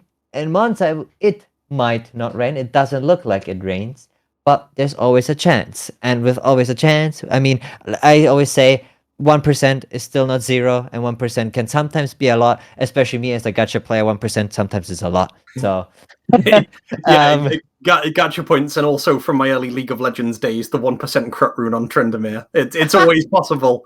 It can always get you. You never expect it, but it can happen. Yeah, exactly. Clouds everywhere right now. Exactly. I mean, everything that is above 0 is a chance that can happen. Blaze win. I mean, yes. It is never 0. It is never 0. All right, let's hit the griddy for the second time in this Italian spaghetti weekend. Take a look at the grid. I'll lead this one if that's okay, Sandro. Yes. As this time we lead with 2 retired drivers, Sunny and Wild, that absolutely ate the proverbial in Imola, and they're rewarded with front row positions. Yeah, shut up. Also unlucky with the DNF towards the end. And third, with Blaze on 4th, who had an unfortunate Imola race, who's trying to prove himself different today. To anyone who hasn't clocked it yet, this is reverse grid from Imola. Monty and Aquila finished mid-table. They start mid-table. They are P5 and P6 inversely. Yeah, behind them, Miffy and Santa having a great race towards the end of Imola. Miffy obviously trying to make up all the positions again. Santa is kind of used to fighting from back, so he will have to do that today again. Yeah, and we see Dormin and Gaben there on the 5th row of the grid. Gaben, obviously the winner of Imola, looking for 2 in a row, but has to contend with his teammate on a position at the back of the grid. Not quite the back, actually. And one that did not attend Imola, but is here and ready for it. Glenn in a Ferrari. He has home advantage. Can he make that one count? Starting in P11. Oh, Glenn is going to be an absolute wild card. I don't know if it's an advantage or disadvantage because on one hand, our 10 drivers who were here from Imola are going to be tired, they're going to be frustrated, they're going to be all worn out. And Glenn is going to be like a spring chicken who's going to be singing rainbows and sunshine onto the back of the grid. Just sit down and be like, why are you guys all so frustrated? But at the same time, he's not as experienced. He hasn't presumably driven a lap for the rest of the day. So, yeah, he might be coming in a bit green, a bit fresh. And whether that is good or not, we'll probably see after the first couple corners, Sandro. Yeah, and like you said, he is in the Ferrari. That's why I called him home track. I cannot remember if he told me he likes Monza or not, but like you said, he is the only driver really out here that did not a lap and is technically a most fresh and awake, like a fresh set of soft tires. It can be a positive, it can be a false positive. We do not know. We just know that he has time to slot in. I mean, Sunny is probably the next close to it, but he's starting P1 and Glenn is starting P11. But you know what he can do? Drive of the day. Yeah, absolutely. Driver of the day is something we haven't really given any airtime to. And at the moment, the standings are very intense. Currently leading after 23 races of 25 is Hodgson with 5 Driver of the Day awards. Franklin and Glenn are both on 4, which means that if Glenn gets Driver of the Day, it's all down to a battle between Hodgson and Glenn in Zandvoort. If Hodge is back from his holiday and Glenn is ready to try and go for Driver of the Day, we could be seeing the most sabotaging of qualifying since someone gave Brandon a wheel. So yeah, it's going to be fantastic. But right now we've got the second half of Spaghetti Weekend to go. We've done Imola. We are here in Monza. This is the formation lap, and we have Sunny off the bat. I think we're also going with the weird rule that I know why this has happened. So, Sandro, how at the end of the Imola Grand Prix, we were wondering why Monty went onto the medium tyres. Oh, yeah. Oh, I forgot. This is the extra rule. You said in about 6 laps in the Imola race that banter is the spice of life. The banter rule that we're applying in absolutely no consistency ever, but personally I love it, is that the drivers will be locked into a starting tyre that they have finished the Imola Grand Prix on. I am not sure if this applies to Sonny Wilder or Shadowhopper who retired on a certain tyre, but if word is to be believed, the drivers have locked in the tyre that they finished on. So that's why Monty is starting on the mediums now, because he switched from soft to mediums at the end of Imola. That's why so many drivers ended on the mediums. That's why Gaben ended on the mediums. It's because that gives them the best chance of starting with a potential medium soft one stop here in Monza. Oh, yeah. It's sad. I completely forgot about that rule, but yeah, that makes actually a lot of sense now. I mean, Glenn had the free tire choice because he didn't participate. He chose also for the mediums, obviously. And I have to be fair, I completely forgot. And Aquila and Santa are the unlucky ones here because they could not partake in the formation lap. They were disqualified, probably because they were too close together. They were touched each other probably and not sure. They're gonna start on cold tires, and you do not want to have that. And Santa even has the more disadvantage because he's on the mediums. The mediums usually on a cold tire, it's like driving on ice, and this is not easy. Okay, so no qualifying, straight in, second race of the day, second 50% race of the day. We are here in the second half of Spaghetti Weekend, Autodromo Nazionale di Monza. We have everything ready for another great showdown, and turns 1 and 2 are going to be particularly spicy. Sandro, it is in your hands, my friend. All right, there we have it. Everybody's lining up. Let's go on to the next track on Monza. We have 4 lights on, 5 lights on. Let's wait until the lights go out. And there it is. Sunny has a great start. Oh, no, I forgot who is on the second Shittenhopper. I didn't have a great start. No, well, that was that. Sorry. Doesn't have a great start. Shittenhopper has an insane start already in P2 on the first corner. Let's see who's going to make a move on the inside. I already see front wings flying. I already see cars going freight. Oh, this is a disaster. Oh, my God. Sunny's the only one keeping it kind of out of trouble. Shadowhopper in P2. Blaze in P3, Miffy P4, Gaben already gaining 5 positions in P5, Sumter gaining 2 positions in 6, Aquila and Walder dropping back 7 and 8, Glenn gaining 2 positions in P9. There's another guy driving not the corner that he had to do, and I think that's Miffy. Yeah, I think he has problems with his car, forcing Monty wide. That was not fair at all. But let's see. I think Monty also struggling a little bit. It looks like he doesn't have a front wing from that far. Not sure about that one. We see Dorman making a move now onto Glenn before the Asgari. Let's see if he can make it. No, he backs out. He'd rather do it on a straight than here risking a DNF. There we have it. Ooh, Walder also very, very careful with this car. Moving to the side. Not sure if he has any damage. Glenn overtaking Walder. Dorman also overtaking Glider. Sonta overtaking Blaze here. Both of them. Gaben already up to P3. So he, in just one lap, made up so many positions. And what I said, Dorman also tries to make a position onto Glenn. Glenn is defending it on the straight quite harshly, to say. Let's see. He's still staying on the inside. Yep, he cannot fight that one. Dorman has that position behind them. Walder also hasn't given up on that position yet. He's close behind him. What a start. Santa's still close to Gaben as well, though. Okay, so he hasn't given up.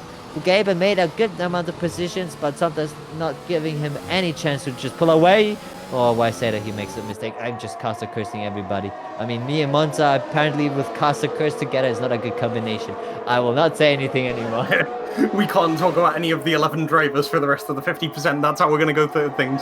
But yeah, Gaben has made an absolutely brilliant start going from the back of the grid all the way up to P3. 7 positions gained. It's fantastic for him. Still got 5 seconds to our boy Sonny, who is currently taking the race by the reins. Is more than DRS distance ahead of Shadowhopper, who is in P2. Blaze made... Oh, Sumter made a pig's ear of Ascari, and he's retired! Oh. He's gone. It's going to be a safety car, I'm sure of it. Will the game prove me right? It is. The safety car has been called. Lap 2, it's come early. Much like Christmas for anyone who's battling Sumter in the Drivers' Championship. And will anyone pit? I don't think so after basically one lap. Medium softs are both optimal tyres for the strategy. Medium soft one stop is the way to go. But it looks like we will be getting boxes for either wing damage or some wacky strategy. Dorman is entering the pit lane. He's entering the pit lane on softs. And he is going to be seeing his garage for a switch onto the yellow tyres. No wing damage. And yeah, mediums for Dorman. So nice little tactical adjustment from our boy in the senior Red Bull. Hodgson is away, so Dorman is the only one to represent that team this week and for the Spaghetti weekend.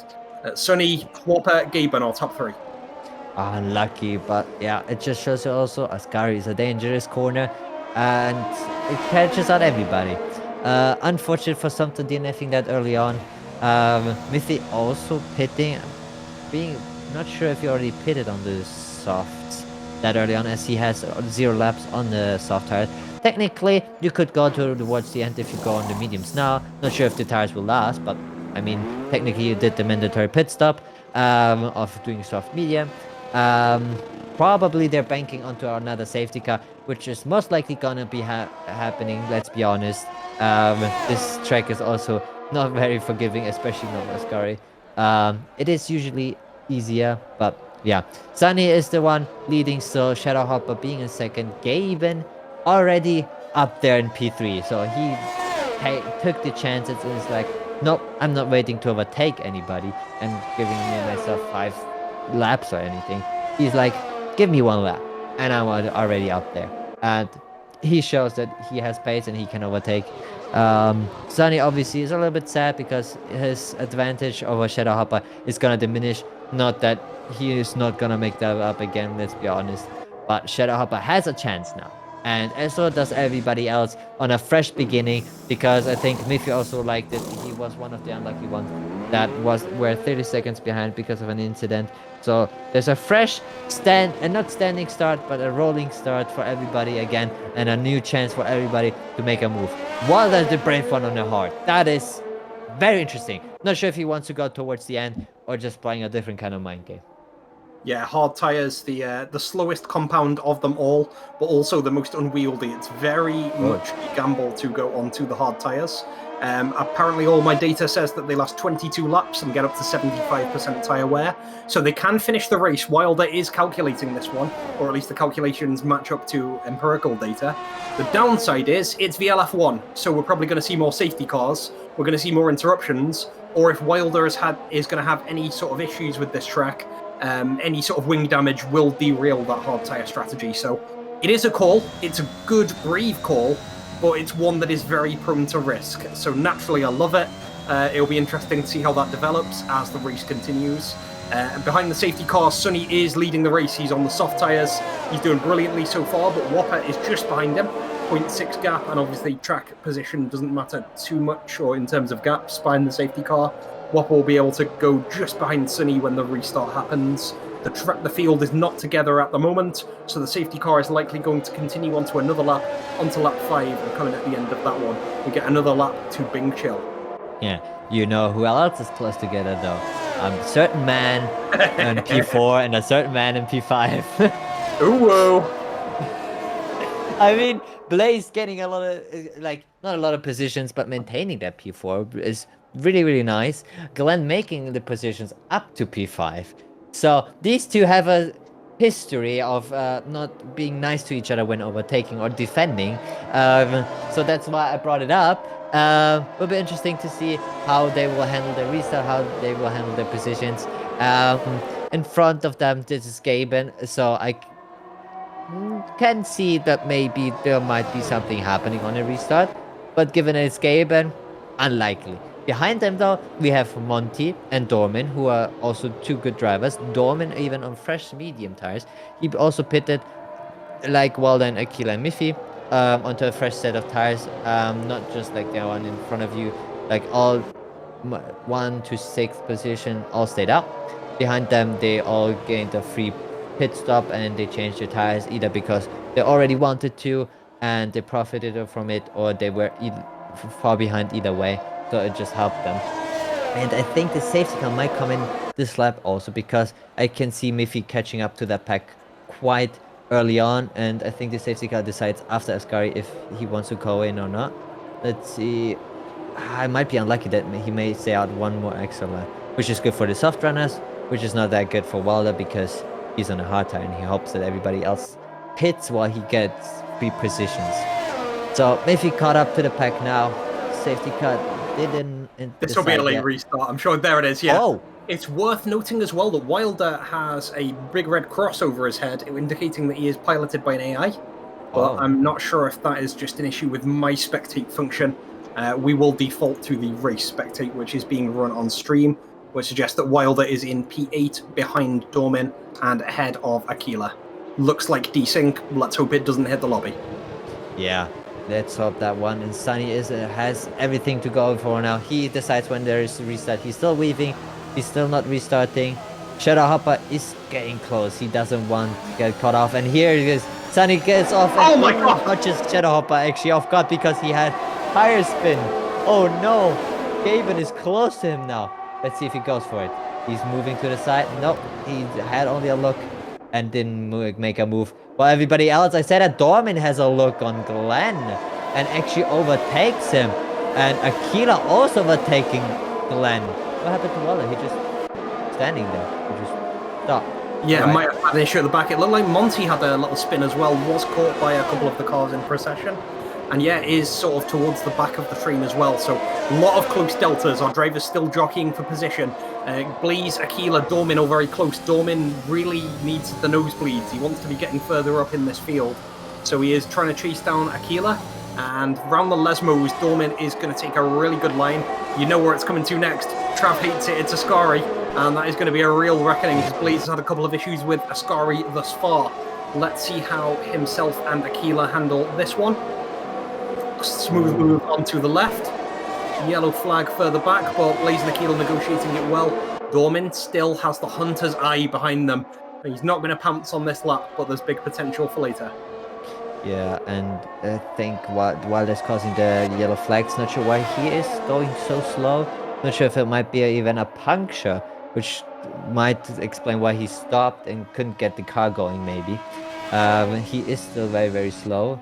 On track or on stream, it doesn't look like he has a puncture. While I said that, Blaze is getting attacked by Akila. Akila moving on the inside. He makes a move. Blaze doesn't want to give it full up, and Dormin takes the advantage of it. So Blaze wanted to defend him more than he wanted to, has respin now, and even gets overtaken by Glenn. Oh, that went on like a disaster for him. Oh, you hate to see that one. As Glenn, you love to see one. Also, Dormin overtaking Akila, while I say that.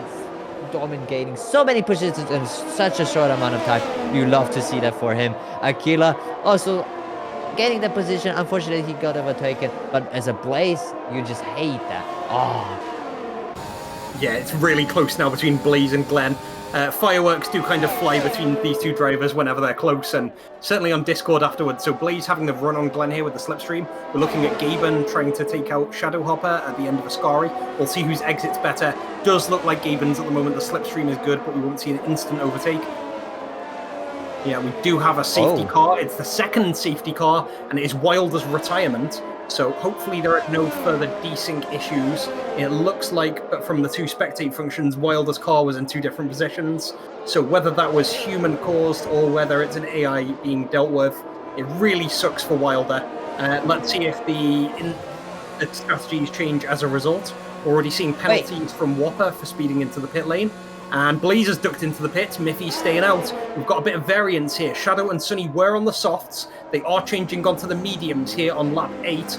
Monty is the only other driver on the softs now. We'll see if he makes the change. Blaze is going to do a converse strategy, and that's with Glenn. So they've both agreed to go from mediums back to softs. Everyone is trying to do the one stop of the race early and switch to the other compound. I mean, besides that, Whopper got a 5-second penalty. He overtook Sunny because Sunny wasn't sure if he should pit. And so Hopper jumped in. Sunny followed him suit, but behind Shadowhopper. And that's where you see them. Currently, wait, did Sunny let... What? It looked like Shadow just let Sunny back in. I don't know if there's comms in there, but... yeah, we've seen illegal overtakes before. The safety car does bring out that automated messaging, which tends to make sure that there's no incidents with position, but let's just pretend that didn't happen as we look towards our running order. The big winner right now for me is Dorman. He was in mid-table. He wasn't doing too great at the start. He's jumped up into P2 behind Gaben, who has gone from the back of the grid all the way to the front. Gaben is going to be loving seeing any sort of misfortune happen to Sunny. Quick reminder that Gaben is 22 points behind Sunny in the World Drivers' Championship. As it stands, 25 on 10 would mean he's only 7 points behind going into the final race. But I don't think we've seen the last of Sunny here. Sunny is very quick. He has shown his pace so far, and it was only because of that sort of strategy confusion that he had that issue just then. So the smart money is really on an Aston Martin 1-2 in some order.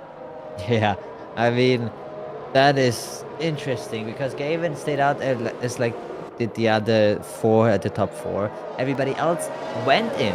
Glenn and Blaze opted for the soft tire, so they will take another pit stop. While I say that, I think they even do it now, which is interesting. There goes Shadowhopper into the pit, there goes Glenn into the pit. So technically they had the mandatory tire compound. I'm not sure if they're gonna go onto the mediums and try to go for the end. Is Glenn going to go for hards here? I've seen it happen before. No, it is the mediums. I've seen Glenn go for the absolute long run before, but to go to hards on lap 9 after a race with 2 safety cars in it does seem a bit mind-boggling. So Glenn making what I think is the smarter move there. Yeah. You know what? Who's smart? Shadowhopper. He had a 5-second penalty for speeding. He served it now under the safety car. That is a smart boy right there. I mean, it would have been smarter not having that 5-second, but that is also a smart move. Yeah, it's the second smartest move compared to not having the penalty in the first place. But yeah, he doesn't lose track position. He's still ahead of his teammate Monty. He's in P8. He will get a good sight of Glenn and Brandon in P7 and P6 respectively as they do the restart. It all depends on Monty here as to whether he can get back to the pack before the start of Sector 3. If so, we will have the safety car coming back in at the end of lap 9. If not, it will run on to lap 10. Yeah, World Drivers' Championship time. So the gap at the moment is 22 points. Going into the final race in Zandvoort next week, if Sunny has 26 points on Gaben because of the way the tiebreaker system works, it's very unlikely Gaben is going to be able to win the championship. Even so, for Sunny to have an unassailable lead of 27 points, he needs a 5-point swing on Gaben in this race. So Sunny needs to finish with 5 more points in this Monza Grand Prix than Gaben to get the championship. Any other result and the championship will be contested in the final race in Zandvoort. Oh, yes, I love that one. I mean, currently he's sitting behind Miffy and Aquila and Dorman. I can see Miffy defending really well. I can see Dorman defending very well. Aquila also, not sure how well he defends against Sunny, as he's still a rookie. So I will give him probably not that much time before he gets overtaken. But I saw him defending also very, very well. So these are at least, let's say, 1 or 2 laps where he will lose time to Gaben. And Gaben is on used tires, while Sunny is on fresh tires. But you cannot forget what Gaben did in Imola with used tires. So there is still a chance. Both of them still have to pit. I think Sunny can technically go towards the end. 17 laps, you can do it. It will be hard toward the end, especially difficult on the fast corners, as your car probably will complain and the tires will just not agree with you anymore in any scenario. But technically possible. But Gaben can make the move to the soft later on in the race, and then just absolutely zoom past everybody, including maybe Sunny, wherever he ends up in the race. Because Sunny is currently leading off the new fresh tires, but I mean, we saw in Imola, everything can happen. Yeah, it's so easy for everything to switch up. We saw 3 retirements out of 10 drivers in Imola. We have already seen 2 retirements from Sumter and Wilder, although I think Wilder's DNF will require some investigating. Didn't look completely human controlled. He might have just wanted to get out of the race. Regardless, the fact remains we've only got 9 drivers left. Anyone who makes it to the 90% mark will classify and get at least 2 points. Safety car will be coming in this lap. We will have 17 laps of racing remaining. Most of our drivers will have to make an additional stop.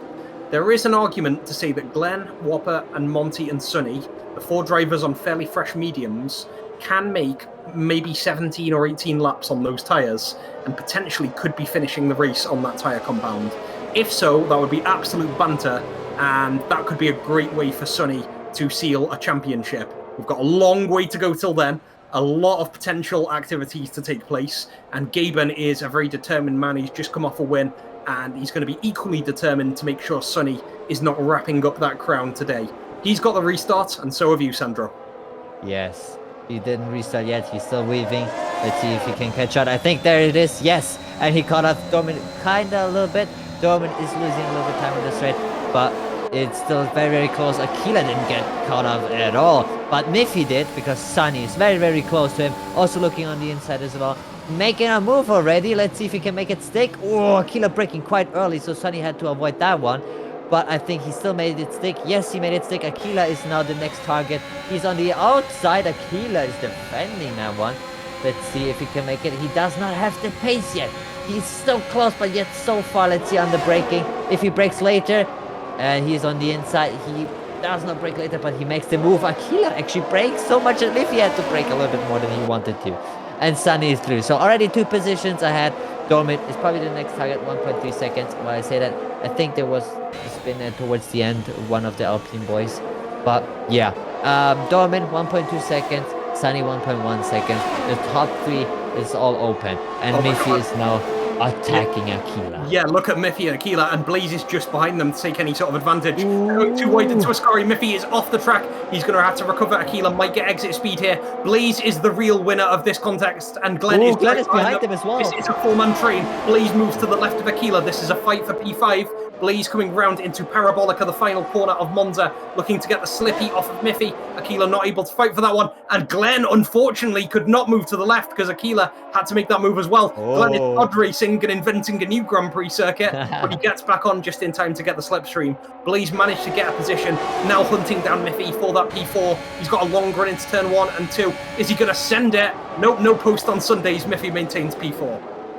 What a race. Okay, there's Glenn again. Oh, defending now for Shadowhopper because he lost quite some time behind Aquila. I'm not sure if you don't want to talk to Aquila. You're in the voice chat, right? Just tell him to move to the side. You're quicker right now. It is not helping your teammate at all. I mean, technically not your teammate, but let's be honest, it's a project team. They're probably teammates. And so far, Blaze is loving this one because he's 1.8 seconds ahead of Aquila. And Glenn's still losing time. Shadowhopper really close. Monty really close behind.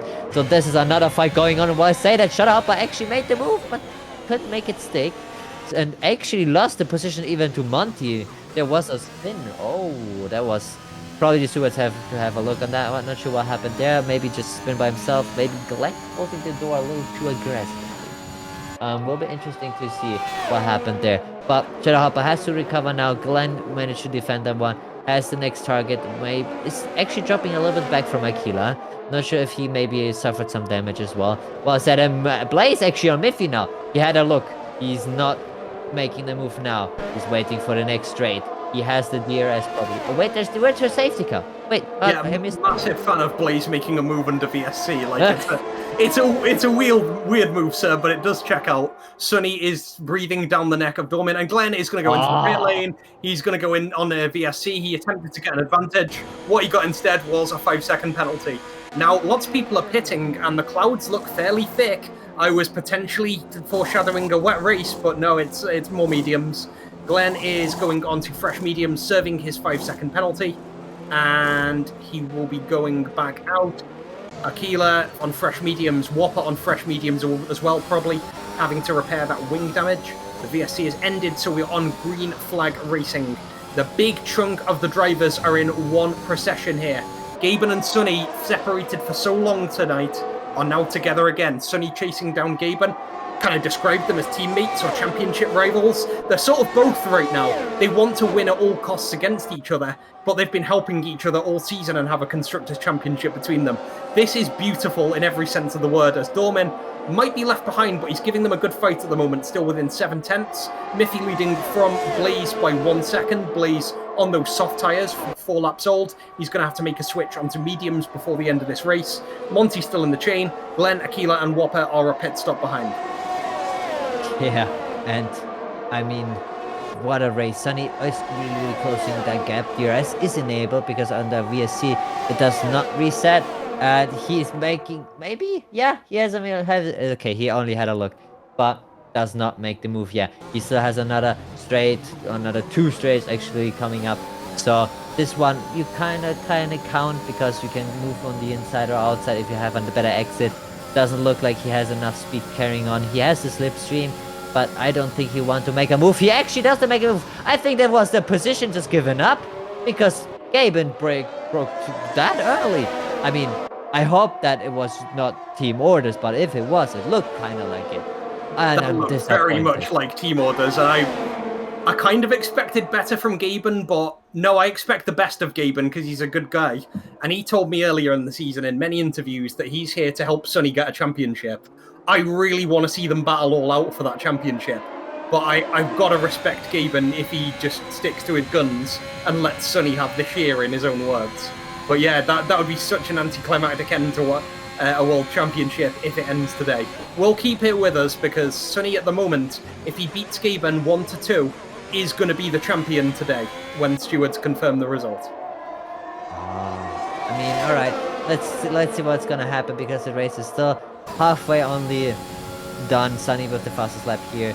I mean, it could have also been that he just said I am on fresher tires, which would be understandable. Gaben still has to pit. Will be interesting to see. The race is not over. The race is only over once the finishing line has been crossed. Before that, everything is to play for. And Dorman actually is still staying there. He is there. He is still fighting for it. He didn't give up. He's still matching the pace of both of them. Because Gaben is half a second and Dorman is even not less than a second behind Gaben. I mean, all I wanted to say, the P1 is not decided yet. I mean, yes, we can have a certain look at where it might go, but Dorman is still there. He's on used tires as well, so he's not on fresh tires. We would be like, all right, understandable, he's on fresh tires or anything. No, but what is Glenn's work? Glenn weaving like a 14th century loom on the main straight. That is not good. He is going to lose all his aerodynamic properties, and Shadow is just going to easily take him. It's not even like a good DRS move either, because Shadow just has Aquila to follow now. Glenn has absolutely memed it there, and no further comment will be made until later in the race. Gaben is half a second behind Sunny. We've seen them in this position so many times this season, one chasing the other one, them sort of exchanging positions for battery reasons and for DRS. It's worth saying, though, that Gaben has 80% battery to Sunny's 35. If they came to a racing position, Gaben might have a little bit of an advantage. Here's the DRS. Let's see if they switch positions. If they are going to race, and if Gaben has secret ambitions later on, this will give us a nice little bit of insight. So Sunny is going to be leading again, going into lap 16. 11 laps to go here in Monza. I would love to have Dormin closer now because I think their DRS training just away from Dormin. which is unfortunate because I loved him being that close, and he's now 2.3 seconds behind. I mean, it just shows them they're just in a different league. They're just very, very good teammates. Well, we'll see. I mean, we're on lap 16 out of 27. A lot can happen. Glenn passed Aquila. I'm not sure if that was maybe team order as we've gone. If we've seen anything from Glenn beforehand, maybe he had cold tires. Who knows? Let's assume the best one. He's chasing Shadowhopper now with half a second. So Shadowhopper has to do all the defending. Kila had a look, interestingly, but did not move. Let's see if the exit is better from Glenn than Shadowhopper here, because there's a straight... no, he's too far away. Alright. Technically, you could have made a move here if you had the better pace, but realistically, you just want to wait until the next straight. And so did Glenn. In front, not a lot happened. Gaben actually, never mind, a lot happened. Gaben passed Sunny. Alright, when did that happen? That was a parabolica, so that, to be honest, Sandra, that looked like a handoff as well. Sunny was over to the left. I'm looking at the ERS totals between them as well. Sunny, in leading the race, was pretty much burning his entire ERS battery.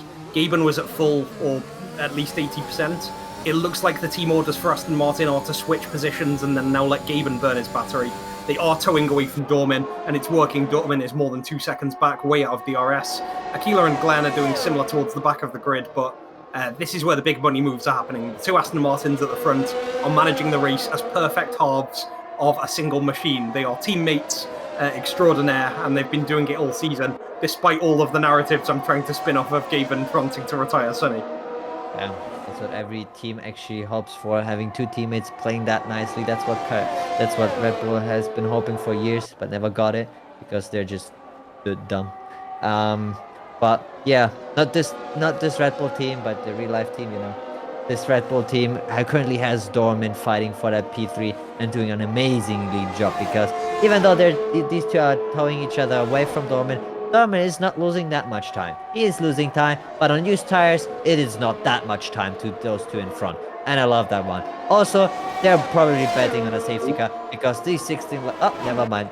Because I was about to say 16 level tires are certainly not fun to run around. But here it is. Gaben moves into the pits, probably on the soft tires, wanting to go to the end. I cannot imagine anything else. And yeah, it's worth saying for anyone who's new to F1, the two drivers of Sunny and Gaben are on the same team. They're both on Aston Martin. It's a disadvantage for both of them to pit on the same lap, because while the second driver is waiting, the first driver is being worked on, and it can delay the second driver unduly by about 3-4 seconds more if there is wing damage to consider. So what teams generally do if they want to work together is to pit on different laps. So with Gaben having the older tyres, he's gone first. Sunny, I would argue, because of the less time he's been on the medium tyre compound, could wait another 2-3 laps before switching to softs, or could try and run the entire 18-lap stint on mediums.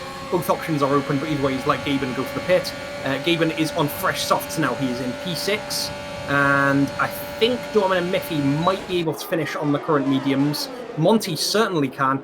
Blaze is going to be hard-pressed to finish on 18-lap old softs, but Travis is in the call, or rather in the crowd here in Twitch. I've seen Travis pull out Buki feet, who says that he hasn't left some of his magic dust on the track. Yeah, Darwin Miffy currently holding P2, P3 behind Sunny. Interesting to see what they will be doing. I mean, I cannot take my eyes off Glenn and Aquila. Wow, Sunny actually putting a fastest lap on used tires. Not bad. But Glenn and Aquila, it's very interesting to see. Glenn actually struggles sometimes on the exits of some corners as he has used tires, but Aquila's also similarly struggling on fresh tires. I'm not sure why they're always handing in the positions of each other. I mean, certainly they're towing, hopefully towards Shadowhopper. Oh my god, that looked everything but clean. But they're also losing time just because of that. It's Clown Show Central. Both, my words are gone. They've just absolutely messed up all of what they wanted to do. They messed up the slipstream, they messed up the entry to the corner, they messed up trading. Glenn didn't go to the right side of the track when Aquila had an issue. They both went onto the grass at the same time, and then they both sort of muddled together going out of the corner. Perfect Clown Show. Beautiful. Let's look at Brandon and Monty. Yeah, Brandon also 10 lap old tires, but he's on softs. Monty now has the advantage with the medium tires. He's on also 10 lap old medium tires, but is currently 1.8 seconds. I could have sworn I've seen them closer. just before we switched to them. Not sure if Monty had a bad exit or maybe lost it in one of the corners and had to catch it. But he was certainly close. And while I say that, Blaze on the wrong side of the track. You hate Oh, to see it. no. And he's going to be still in the race, but that's an ignominious crash for him. I don't know if there was wing damage. I wasn't watching too intently on that one, but it's a lot of loss of position there. Gaben is going to be way in front of both Blaze and Monty, and Monty is now going to be 8 seconds clear. Gaben getting the fastest lap on a potential undercut if Sonny switches. We'll see if Blaze goes to the pits, and he is. He's going to box after that one. And with 7 laps to go, I suspect another set of softs will be his port of call. Monty equally going to go onto fresh softs as we go into our closing stages here. Now, Sonny could go to the end. We've seen Gaben have 18 lap old tires, meaning 7 laps plus 11 is 18. Meaning technically Sonny might maybe look for an end on these mediums. Might be, might not be, because Dormin and Miffy still have to pit. Gaben behind them is another 17 seconds behind Sonny, so that's not a free pit stop from Sonny. You know, there's still a lot to play for, but otherwise then Monty is 31 seconds behind the pack of the first 4. Will be interesting to see what Sonny will be doing, but I think he's basing everything from what Domin and Miffy are gonna do next, as these two probably still have to pit. I cannot see these two end on these medium tires. Even if they end, they're just gonna get swallowed up by Gaben, because I cannot see them having any tire life towards the end of this race. And while I said it, Blaze has to defend now against Shadow Hopper, and behind them, Glenn and Aquila actually caught up. Took them probably a little longer than they wanted to, because they were more impeding each other than helping, but they're finally caught up. So this is another 4-way battle that's gonna ensue pretty soon, as they're really, really close to each other. Yeah, it could be a fantastic battle. Blaze obviously has the tyre advantage on Whopper, but Whopper has shown pace a lot today in this Italian spaghetti weekend. And Back that's to you, Aquila. Sandro. That's Aquila. He spawned. Oh, that is unfortunate. Yeah, he was in the fight and then just lost his front wing, unfortunately. Fortunately for him, he can still be going, but I cannot see him being in a fight anytime soon, as he has to pit, go out, and then he's all the way at the back. Oh, that is unfortunate. You were doing such a great job. Well, 2 points is 2 points.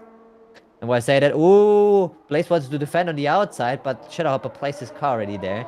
He's now moving. Let's see, now he has the inside. Acceleration, technically Blaze has the better acceleration because he has the fresh tires. Yes, and there it is. He could not make the move stick. Shadow Hopper behind him. There's Glenn now on 15 lap old mediums, which is also not very good tires. Let's see on the next corner. Very nice move. Everybody moving closely, but not overtaking anybody. Blaze is on the advantage right now. Oh, I actually cast the curse him. He handled the Variante della Roggia well, but then he really screwed up on the first Lesmo, and that is going to spin the car around. That's a safety car! Has Sonny absolutely smurfed it? Sonny is past Parabolica. He's past the start of the lap. So is Gaben. The front 4 can't make a pit stop right now. But who can? It's Monty. He's on fresh soft, so he's not going to pit. It's going to be a Whopper move here, and Whopper is fighting with Glenn and Blaze. I think Glenn and Whopper should take the L, take the pit stop, and go and battle with Blaze on fresh softs for the final 4 laps. Wow, and Aquila actually helped. It helped him as well, because he doesn't have to pit either. Oh, that helped him. All right, he's back into the fight. Never mind. He should have overtaken Miffy as well. Did he? Wait. Yeah. Oh, okay, that's good. Them. That is good, because these two are probably pitting. I cannot see them not pitting. I mean, there's no reason not to. It's just a free pit stop under the safety car. I mean, Shadowhopper, Glenn, Blaze, everybody pitting. Blaze has to, unfortunately, because of the wing damage. He's the purpose of the safety car. Dorvin probably pitting. Miffy, Sunny, all of these 3 are pitting. So, let's see. This is interesting, because it's gonna be a 5 pepper. Even less, maybe, because the safety car is gonna take a while until it catches everybody up. Maybe a 4 or 3 pepper. Oh, that means everything is to play for. And Gaben, let's see where he ends up to. He has to keep the delta, so he cannot just freely move around on the track. But let's see if he ends up in front, between, or behind Sunny. Sunny's already moving out. Gaben is coming now onto the straight. He has the delta. Sunny has the pit limiter. Let's see, where does Miffy and Domin? Gaben passes the Miffy. Gaben does pass Dormin, but stays behind Sunny. Alright, Sunny has all the advantage, and Dormin and Miffy, unfortunately, to stay behind Gaben. But they have the advantage of 4 level new tires. Let's see how that will affect them. I don't think it will affect them much, but technically they could have the advantage. And so we have everybody on the soft with a fresh restart coming in soon. I mean, all from behind Monty, behind them have to catch up to this safety car, but this will happen probably in a lap time or 2 laps time. And then we have a fresh rolling restart for this Monza Grand Prix that is gonna decide so many things. Also, it's gonna decide if Sunny and Gaben are gonna freely fight, or if there's gonna be team order, which I hope this is not gonna happen. And I hope Domin will throw a little bit of spice in between those two, that they cannot just move freely how they want to. Yeah, well said. Like, there's so many things to contend with. If I didn't know better, I would say that Gaben eased up as he was approaching the home straight with Sunny about to leave. So it really underlines that Gaben is set to confirm Sunny's win himself, rather than get Aston Martin into a dangerous battle. But they're not the only story on this grid. Dormin and Miffy are fighting to prove to Travis that they are worth keeping, with Dormin, Miffy and Hodgson set to go into a 3-2 battle for the start of Season 7. Monty and Whopper would be great to stay in those positions. Looking at Monty in the entire season, he has only finished 5th or higher 1 time. Whopper obviously wants to be by his teammate and perform well. Glenn, Blaze, P7, P8, I couldn't have said it any better myself. Fireworks always happen when those two are together. Blaze has a chance to equal his best position of P7, which was earned in Imola. However, this case it might be earned on the track against competition that's close rather than surviving. So Glenn and Blaze could be a nice flashpoint, and Aquila looking for some last-ditch redemption. So 9 drivers under a safety car at the moment. The safety car will go on to lap 24 without coming in. So we will be set for at most a 3-bapper, maybe a 2-bapper if things go spicily. Yeah, that means everybody's putting out their elbows, because you don't want to get overtaken 2 laps before the end. And obviously you want to make the overtaking 2 laps before the end. And everybody's going to have their elbows out. We're going to see probably some spins because of cold tires, probably some touch here and there. Oh, I completely forgot the stewards maybe have a lot to do, because they have Imola and Monza to review. Oh god. They're not getting any sleep anytime soon. I mean, given the fact that, by the looks of it at least, it was mostly clean driving. In case we missed something, obviously, here and there maybe we haven't seen all fights. But by the looks of it, it looks fairly clean. So maybe they don't have that much work to do. Well, we'll see. Yeah, Glenn is going to be the master of the stewards. As always, I have to thank him for all the work he's done this season, putting up the penalty forms, compiling the penalties, the votes, and confirming the results. We generally do that between races. Yeah, as you say, Sandra, a lot to do with 2 races, but we have a light at the end of the tunnel after this next race. We have 1 race to go. It is the Dutch Grand Prix from Zandvoort. It will be race 25 of 25. It will end our season. Depending on what happens in the next 3 laps, we may be crowning a champion there, or we may be seeing a champion's guard of honour if Sunny manages to sew it up today. We've got 3 laps to go. It's looking like everyone will get back into the pack. Whether it's quick enough for the safety car remains to be seen. We've seen some late safety car restarts before. If it does happen at the last moment this lap, it will be Sunny leading out Gaben. And there we are. Bernd Mailander can no longer go into the box. It will be a 2-lapper that decides this race. Oh, it's getting more spicy and spicy by the lap. Because, I mean, everybody's on fresh tires now. Gaben, I can't see him having a lot of tire wear. It's just 6 laps, but most of these laps, I think 3 were behind the safety car or 2. So, doesn't even get that much more. Oh, whoa, whoa, whoa, whoa, whoa, whoa, Aquila! What was that? Was that an attack on Glenn? That is not good for Glenn or Aquila. That's because a real Glenn can have PayPal damage. moment. Yeah, Glenn could have damage going into the final couple laps, and it's where you need all of your wits about you, all of your chassis intact. Aquila looked just to have a moment of madness there, and I can't help but feel Blaze or Travis has PayPal'd him to take out Glenn. But there we go. I mean, yeah, just like Stu currently saying, I think he was going too fast and expect to catch up the pack that quickly. But even then, you usually brake on the asphalt because it gives you more grip than on the grass to be fair. So was an interesting choice on how to,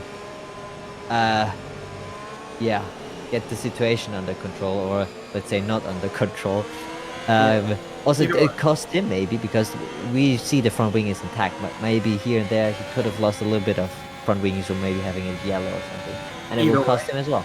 Either way, it is a spicy bit of Italian antipasti for the final 2 laps here.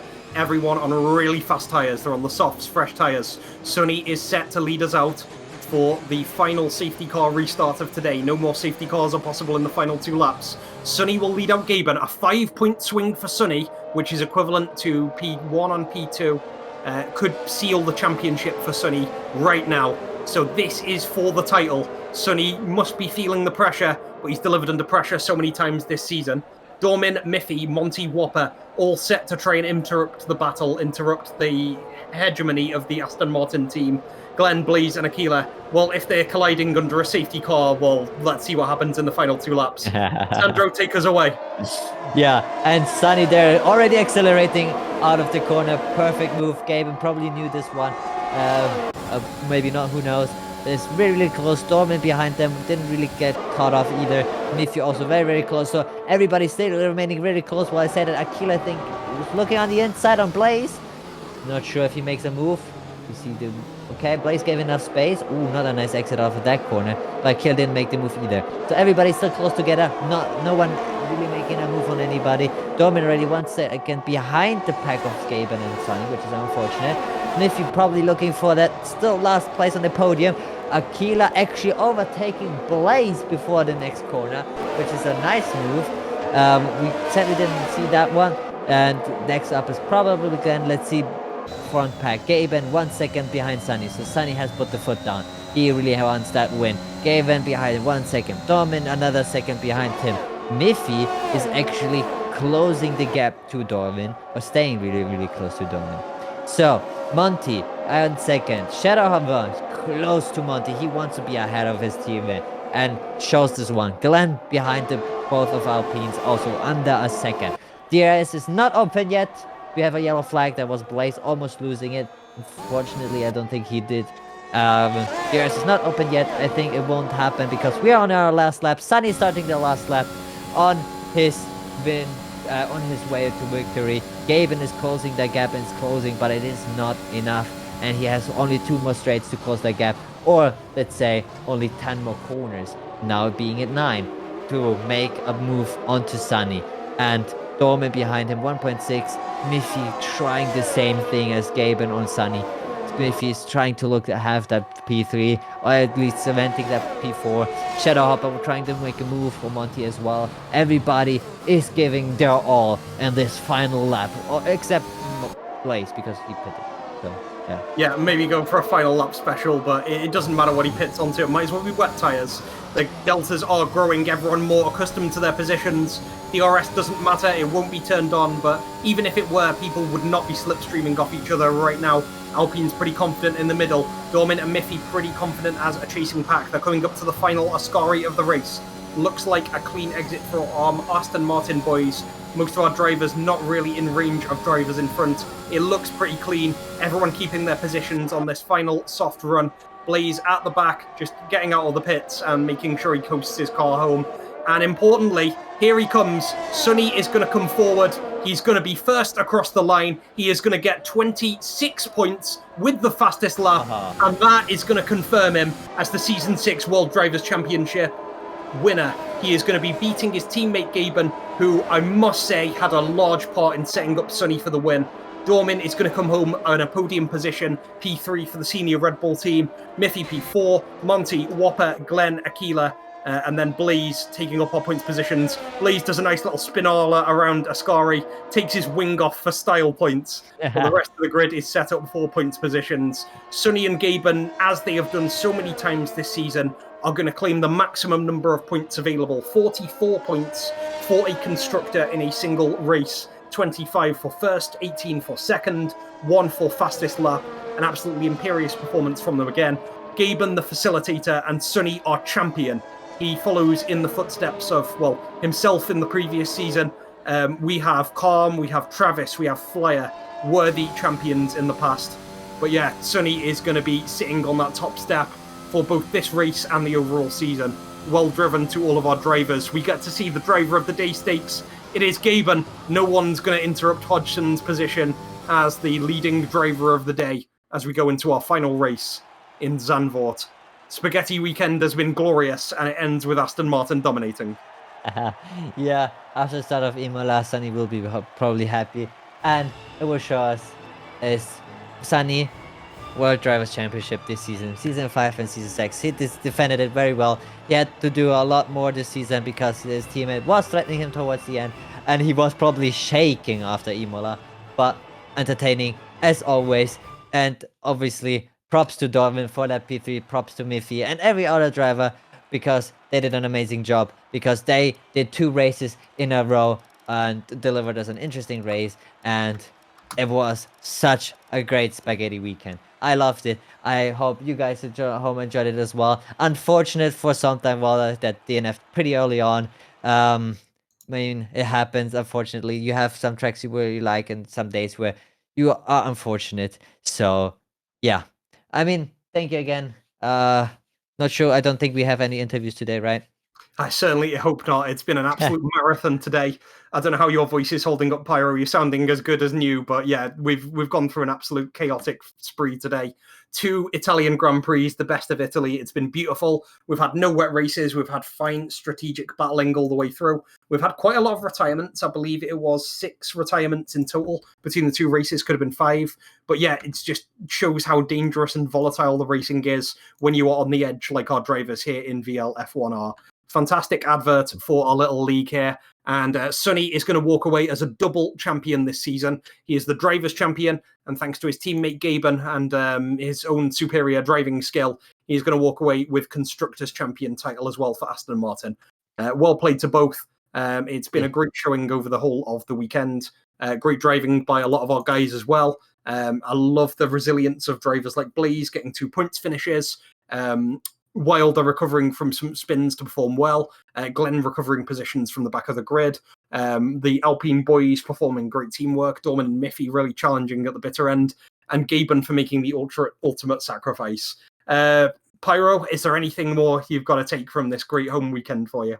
I mean, not really. I mean, what an interesting race. What an interesting weekend. Really happy for the Aston Martin boys. They deserved it this season. They were dominating.